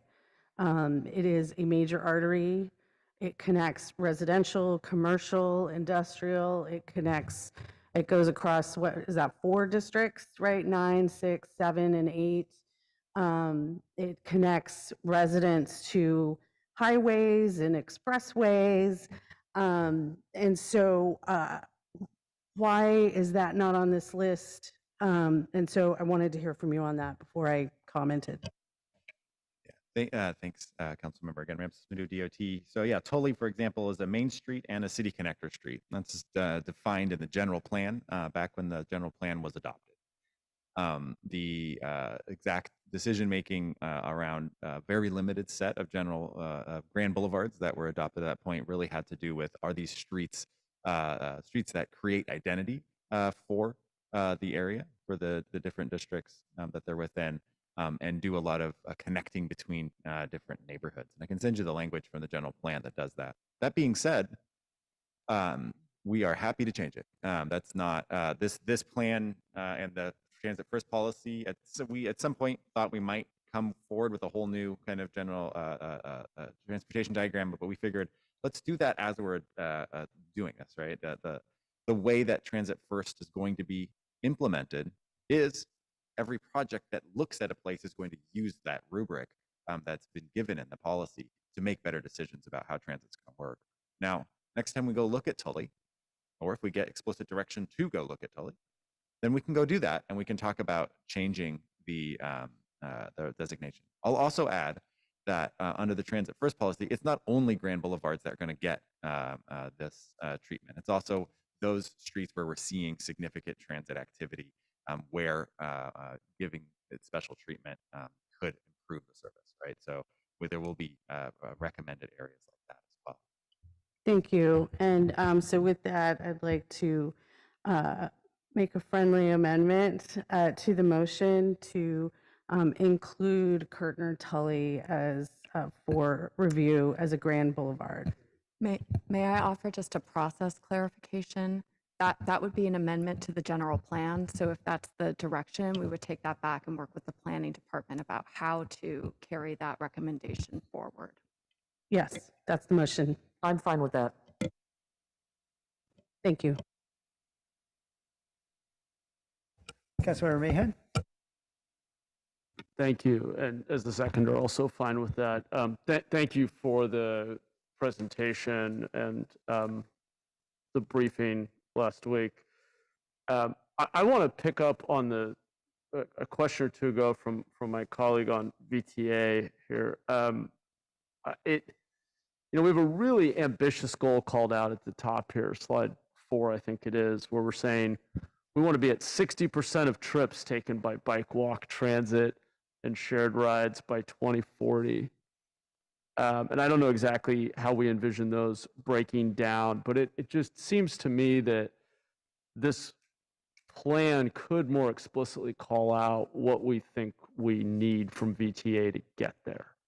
And I'm not sure if that's been articulated elsewhere. We're talking about advocating for funding at a state and federal level, but what do we need in terms of, or what do we think we need in terms of frequency of service, mobility options? I mean, is there a corresponding VTA plan that fits together with this plan, or are we going to go ask them to put one of those together with our input, or how do we, I mean, I understand that we have some areas of this where we have a lot of control, but at the end of the day, I think we should be pretty explicit about what we need from our transit agency to get anywhere close to this very ambitious goal that we've set. It's a great goal.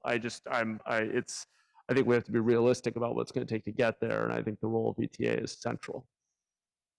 Great. Thank you, Councilmember Ramses Madhu, DOT. So first, the goal. Where's the goal come from? The goal was set in 2011 with the general plan. And so that's the goal that we as staff are legally bound to work towards. And then climate smart as well, because I think there's some Climate smart did expand kind of aligned goals there. Yeah, that did push that goal even further. Yes, I noticed. So what do we need from our transit agency? We need a lot.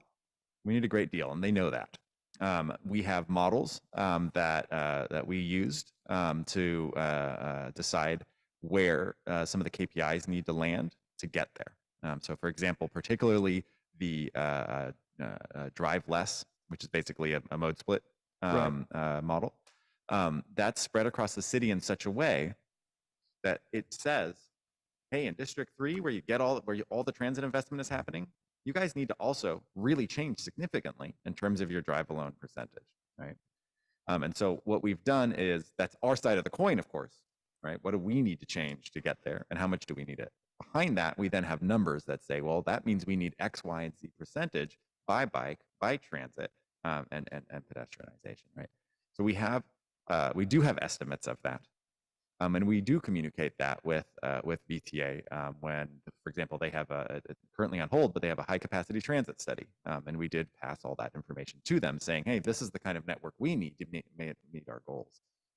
Okay, so when we get that breakdown of what we think we need, and we can isolate potentially a variable, like we think we need this many people roughly taking the bus along this corridor, for example, I'm oversimplifying, but we are in fact communicating to VTA, hey, we're making some assumptions in our model about the behavior change we're trying to support, and we think to facilitate it, we need this level of service. I mean, we are actually explicitly communicating that? Basically, so I'll dip a little technical and try to come out right away, which is we use the same transportation demand model that they have. Okay. We have then done a better job of isolating certain elements that we have better information on than they do. We run that same model. My team does that to then give us those numbers. Those numbers are then communicated back to VTA at project level pieces, and then when we get to look at things like the high capacity transit study, which is looking more broadly, they also get those numbers back from us. So And when they get those numbers from us, do they like our model and say this seems feasible, or do they push back? I would say neither. I would say they look at it and say, all right, how do we balance what we have resource-wise and what we need to do across the entirety of the service area to figure out what they can do next. Well, does their plan between now and 2040 commit to service levels that fit with our model? No.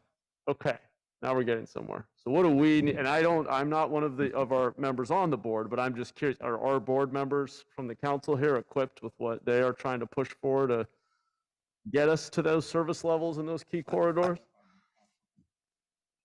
Yeah, I'll say this. Our board members are well aware of the distinction between what is already planned by VTA and what we need to be planned by VTA. Okay. So is the VTA staff. And I would say nobody's trying to brush anything under the rug. Everybody's trying to figure out how to solve it. Okay, so there's currently a big gap. We are aware of it. We don't yet know how we're going to solve it. As with all things, there's a resource issue, and it's TBD is what I'm hearing. That's right. And but that's also why you have a plan like this, right? Yeah, So you understood. set it out, Yeah, right? sure. No, absolutely. And then I guess relatedly, but just setting aside VTA, because there's a whole basket of strategies here. One of the things I also was kind of struck by in the plan is that it's very comprehensive. There's a lot in here.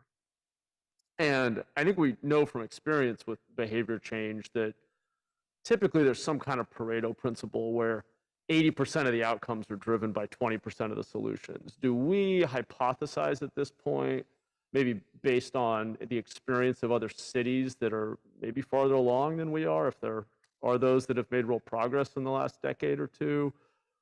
What makes up that Pareto principle? What might be in that 20% that's likely to drive the biggest mode shift? I will venture a guess. And based on the information and data we have, we need to make transit faster, frequent, and more reliable. And we need to make a much better bike system that actually allows for children to get around the city by bike without their parents fretting that they're going to get run over by somebody in an SUV on the cell phone. Yeah. And so it's a matter of creating systems that will actually enable people to, one, live by transit or live without a car, right? And what are the things that we need to do that? Those are the things we put in that toolkit for transit, right? And that's why we have a bike plan and why we're doubling down again on the bike plan with this process. Okay.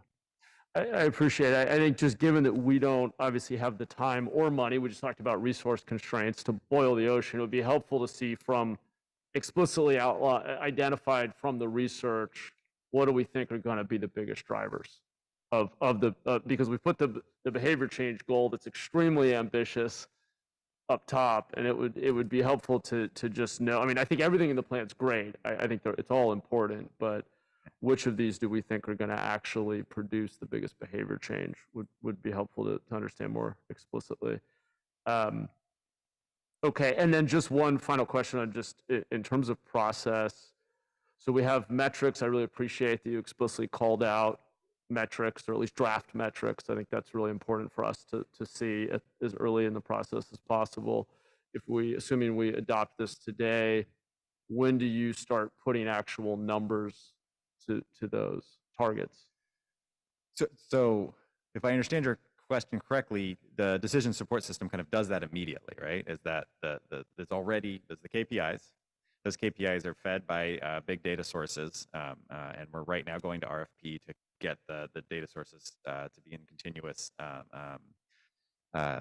purchase mode, so keep coming in, right? And that then allows us to, one, understand how we're doing across the city, and then at that refined level you saw on the maps, right, per district. But then it also allows us to look at how the different projects, at least for now, how they're estimated to do. And in our next iteration of the platform, we'll then be able to have a look back. How did they do, right? Because that how did they do is actually much more important in a way over time than that what do we think they're going to do. Because Certainly, yeah, that for becomes refining the feedback model. loop, right? Yeah, and right. That's really the vision for the process. And so I think that answers your question in terms of that's how we're going to get the numbers, and that's how we're going to keep that feedback. I think so. But then when you're estimating the impact of a project and sort of scoring it, deciding to implement it, and then assessing the impact, how does that come back to council, and with what cadence, or is that through? Yeah. So there's a request in the blue memo by the mayor and Foley and crew to bring back a report to T&E annually to discuss that. And as we kind of go forward for the next, the first report or two, we'll kind of figure out the format of that. Okay, thank you. And on that note, I appreciated my colleagues' memos as well. Thank you. Thank you. Councilman Cohen. Thank you. Yeah, and I want to thank you for these reports. There's a lot to digest in them, a lot of good insights and ideas. I kind of want to ask first an overall question. I appreciate my colleagues' memos. It strikes me that this is a strategic plan with a sort of a holistic approach, that we're not necessarily focused on any one item, but it depends on specific areas we're looking at, specific needs of different areas, and also citywide needs, how we coordinate all the work we do. So I just want to ask you, while certainly the priorities that they put are important to me, do we need to prioritize, or is the idea that we have a strategic plan, and as we improve different areas, we're going to use the tools out of that strategic plan that are important? Yeah, I mean, that it's set up to do the latter, right? But at the same time, it can certainly accept the former, right? And so we've set up the system, we've set up a decision support system that allows us to look at, what is the most outstanding lack in the city, or where do we think the next best thing is really needed, right? And so that can help drive priority, but priority is never just set by data. It's never just set by a decision-making system, right? The priority should be supported by data and the like as much as possible, and it should be informed by the political and community interests that are at play. And so we're happy to take direction. We think that's useful and helps us understand where we're going to get support over time. And at the same time, we have this system that's supposed to help us, say, hey, is that the right priority or not? And the whole point is to kind of give us a report card, both as DOT and the city, saying, are we focusing our efforts in the right place? Okay. I mean, I'm happy to support the motion, but I also don't want that to sort of detract from the holistic approach that this plan sort of sets in motion. And so I just, I guess I want some assurance that those are both compatible with, continuing to do the plan as needed as we evaluate moving forward versus focusing on specific elements in the plan. It doesn't set us off course to have some extra focus from Okay. council. Thank you. I appreciate that. It's interesting as I read through this and some of like, for example, in District 4, one of the big areas was, 20-minute community, right? We don't have that in our district. And I know that it's for a variety of reasons. It's partly because of transportation, but it's also partly because of economic development and the availability of shopping centers in the right places. And it's also because housing isn't necessarily in the right place to support the economic development and the transportation. So it's not necessarily just a transit plan, right? It's like a chicken and egg question, right? What's the right things we do to support what we think is coming, and how do we also put in the infrastructure that will drive things into the right places? In North San Jose, for example, there's almost no place for people to go do their shopping, regardless of what transportation infrastructure we put in place, and that's not going to be solved by transportation alone. Maybe there's no question there, but it's kind of the thoughts I'm having about this as I think about it. I'll just add a couple notes. The original version of this plan had a fourth category, which was land use. Okay. But we're not the land use department. Right. And at the same time, we in transportation very much, we work with our folks, our colleagues in PPCE on a daily basis to think through these problems. We know we are one side of the same coin. Right. And for us, basically density and mixed use is the same thing as adding a new transit line sometimes in terms of the value of the transportation system. And it's important for us as a city to have interdepartmental cooperation on these things. And I know we do have that, and that's great. So also as I'm thinking about this, we talked recently as we updated the North San Jose plan about the conflict with the county over what's the right way to address the needs that they think they have as we build out North San Jose. And it occurs to me that this plan shows that we have a new way of thinking that they haven't yet arrived at. And of course, they don't have the same focus on the micro level of transportation that we do. They have expressways, and some bigger transportation thoughts, but they're not thinking in this kind of detail. So maybe just something to think about is, and we should have some meetings maybe with our office about how we frame this to help drive that conversation in a productive direction. Because as I was speaking to people at the county recently, I think their concern ultimately is, we're saying we're not going to do what we were saying we're going to do, and we don't have another plan, right?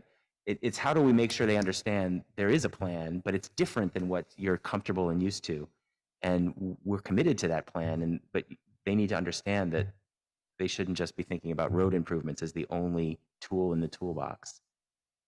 So anyway, it's just something else I think we need it's the same thing with VTA, right? How do we get everybody on board with what we're doing so that we have the cooperation across jurisdictions?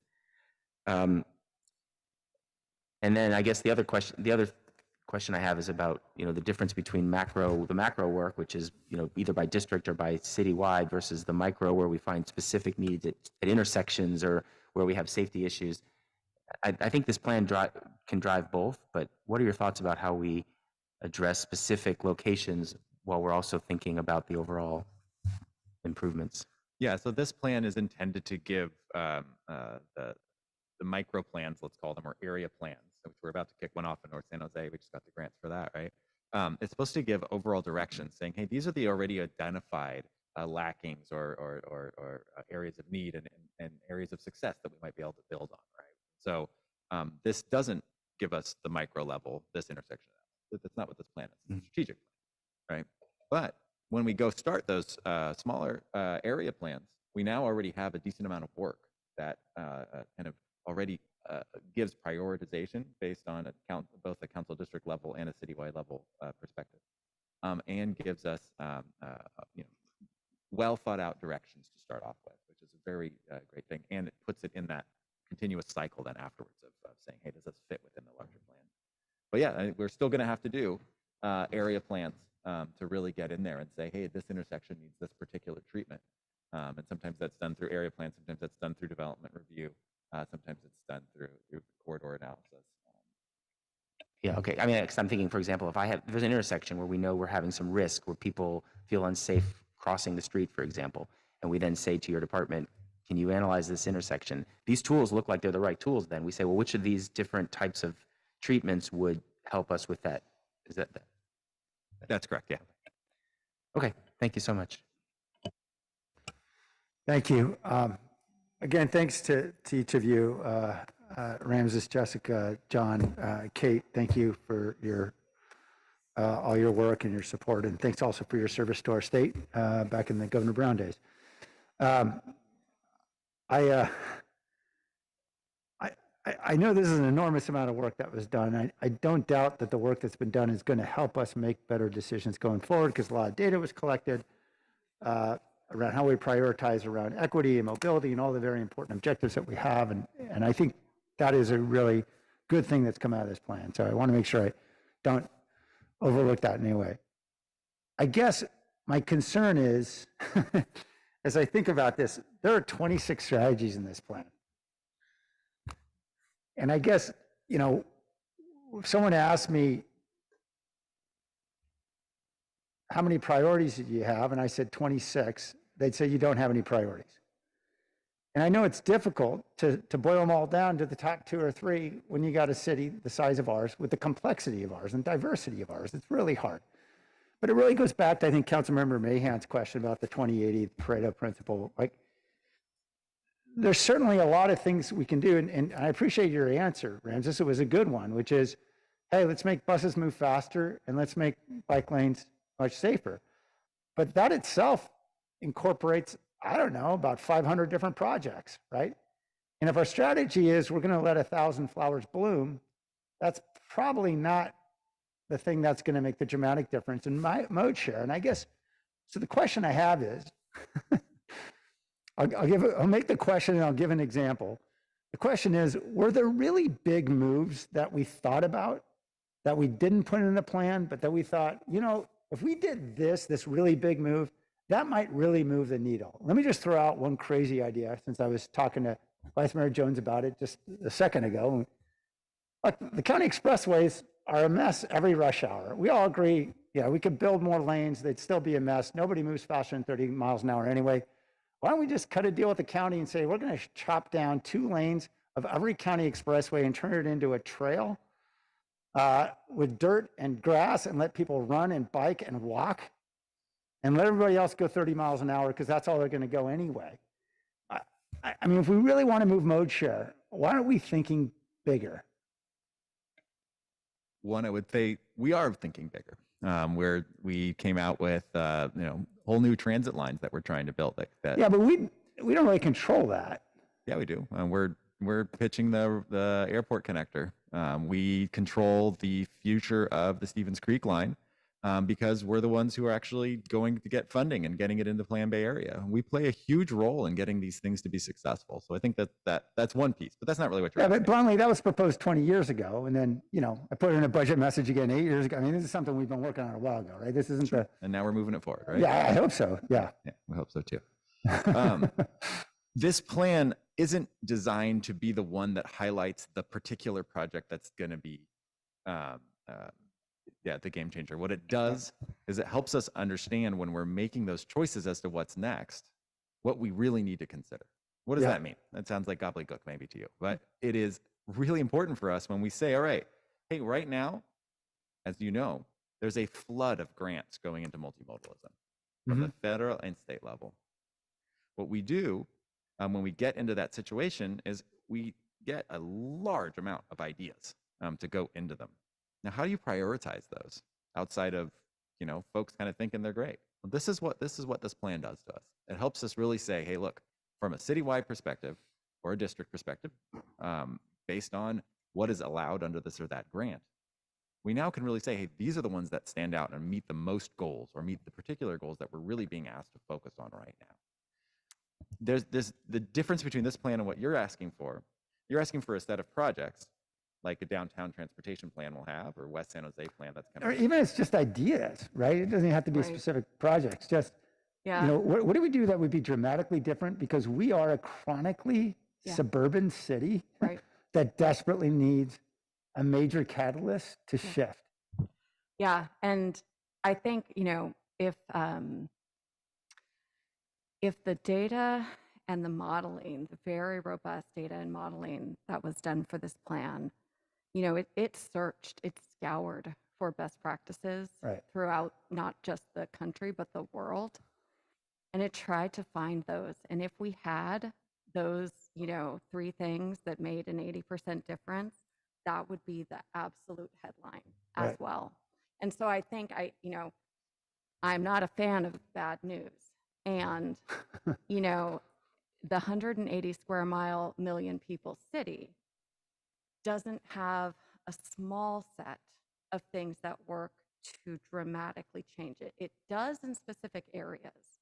And you will see that with the big moves that have been vetted with the community coming forward in the downtown transportation plan, et cetera, that at an area level can make some of those dramatic changes.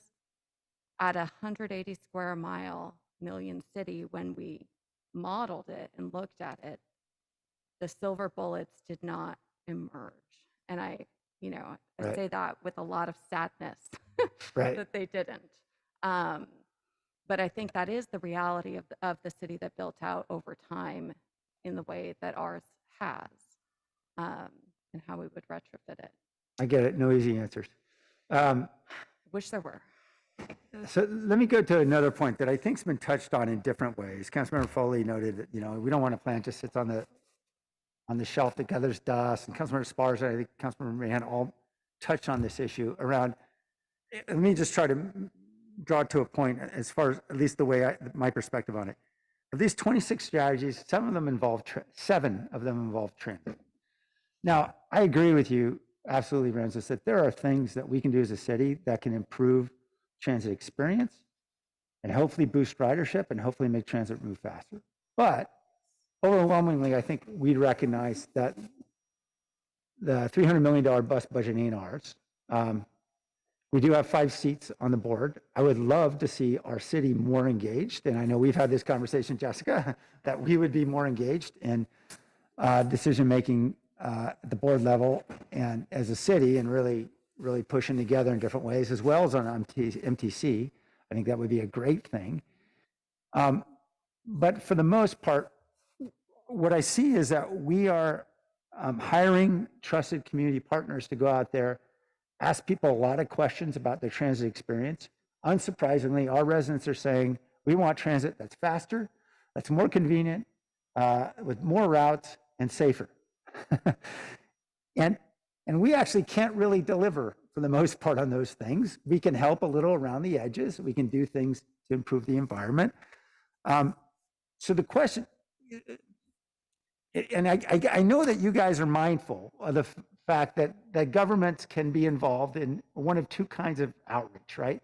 It can be authentic or it can be performative, right? Authentic is we're asking questions that we believe will yield actionable answers. And the performative is we're checking boxes and trying to make people feel better.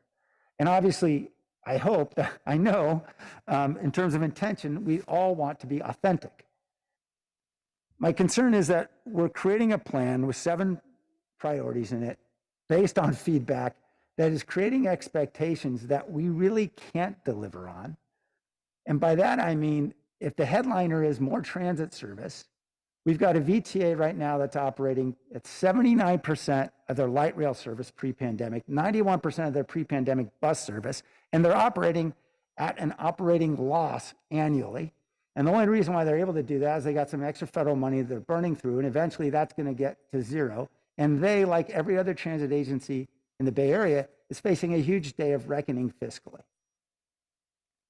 So it's not as though we're in an environment where going out there getting answers to questions about what do you want in transit, and the answer is we want more transit service, is something we can readily deliver. And I'm concerned that we are creating expectations, particularly when we're going to vulnerable communities that are very transit dependent, that we're creating expectations we can't meet and it looks a lot less authentic. And we're creating plans and strategies that we don't really control. So help me understand why we either would not, for example, have VTA out there asking questions with us and adopting the same plan that we adopt so that they're committed to the same plan we are. Or alternatively, why we don't say, let's focus on what we control the most. And if that's the lighting, as Councilmember Esparza pointed out, then that's what we focus on. So that way we're not creating unmet expectations about transit service that isn't going to materialize, certainly not in the near term. Yeah, Mayor, this is John Risto, and you're right on so many of these things, and you've been seeing this at MTC and VTA and how the struggle is for all these transit agencies to deliver on that. So we totally get it, especially now, but it still is, this is a plan looking forward to see what transit can do. We're going to need to be part of that. I don't think it's going to be an answer that we're going to be able to give you today that's going to be, here's the answer and what that is. But getting back to these same things, VTA has done all that before. They've heard the same things that we heard. You just listed them off. They've gone through rounds of planning that, remember, a couple of years ago, they went and redid the entire bus system, trying to meet what really a prioritization of ridership. It was a very, very, very well done plan. And then the pandemic hit.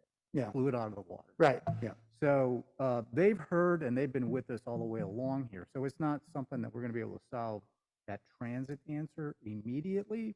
But I think what we're missing in here is all the other elements that we have been putting into this plan, the small scale stuff that we do have a lot of control over. And Rams has hit on it early on, and both in the Move San Jose and then in the Transit First, how much we do have capability to make that transit system work much better with things we do control. Right. So I don't think that's going to answer your question. What's the big game changer? What is it that we can prioritize? Are we putting things out there that the community is going to be disappointed in? We're pretty clear what we can and can't do with this in terms of what the transit system looks like. We know what we can impact and affect, and where we are really stretching, like the airport connector and a lot of other things that we want to do. VTA is with us on all of this, and they've heard the same thing. Did their staff agree they would try to take this plan to the board? Well, I don't think that they would do that, but they certainly would support this. So that would be certainly something. And again, I think the person from Milpitas actually, if it is true that other cities want to consider this, yeah, I think VTA would love to see other cities adopt a proactive, progressive plan for how the city can support and make transit work better. Well, yes, there's game changers out there that we need to be maybe more aggressive on, but I think this is actually more realistic what we have in here than that. Let me just suggest, I mean, we've got several board members who are listening in right now. Or president, I should say right now. I mean, let's talk offline about how we get the VTA to embrace the specific elements of this plan that we care about. So at least that way we can say authentically to our community, look, all the folks who control the levers are on board. And if we need to insert some disclaimers, then we ought to do so in the plan. Yeah, we'd be more than happy to, and I think we're proud that this council and mayor allows us to push the envelope on all of these kind of things, and we'd love to be able. We do it on a lot of things, and we'd love to see this replicated in many other cities. So we're with you on trying to do that. Okay, happy to work with you offline. Thanks, Sean. Can I just add one thing I think is important, which is just VTA leadership. Deborah DeGang was on the steering committee for this plan, and members of their staff were on our project level staff management. So they were there week on week listening to us, trying to bring us in, giving us their feedback on it. I just want to make sure that's out there. And I appreciate that. I guess, as you know, Ramses, though, there's a big distinction when the funding decisions are made about which routes actually get service and don't. They can say it wasn't us. That's, that was the city making promises, not us. Anyway, thank you. All right, I appreciate the good discussion. Councilmember Cohen. Did you have new? Oh, okay, that was from before. Okay, great. All right, I think we are now at a place to vote. Jimenez, Yes. Morales, Yes. Cohen, Aye. Carrasco, Carrasco, Davis, Yes. Esparza, Yes. Arenas, Yes. Foley, Aye. Mahan, Aye. Jones, Aye. Ricardo. Aye. Thank you. Okay, as discussed previously, thanks, everybody. Mayor, Thanks for- this is Crosco. Aye. Okay, that's recorded. Thank you, Councilmember. All right, as was previously discussed, in orders of the day, 8.1 and 8.2 remain. I'll entertain a motion to defer those for a week so then we can start in on all the land use and 8.3 items. So moved.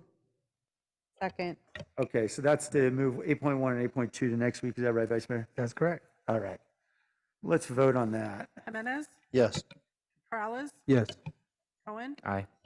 Carrasco, Aye. Davis, Yes. Esparza, Yes. Arenas, Yes. Foley, Aye. Mahan, Aye. Jones, Aye. Ricardo. I'll ask the question out loud here. Do we need to have open forum now? Or You're going. or do we wait until after the evening? You're going to the evening session, and Tony, you had indicated last week that if there's an evening session, we do open forum after the evening session. Is that correct? That's, yes. Okay. All right, then we will continue our meeting at 6 p.m. We'll recess for now. Thank you, everyone.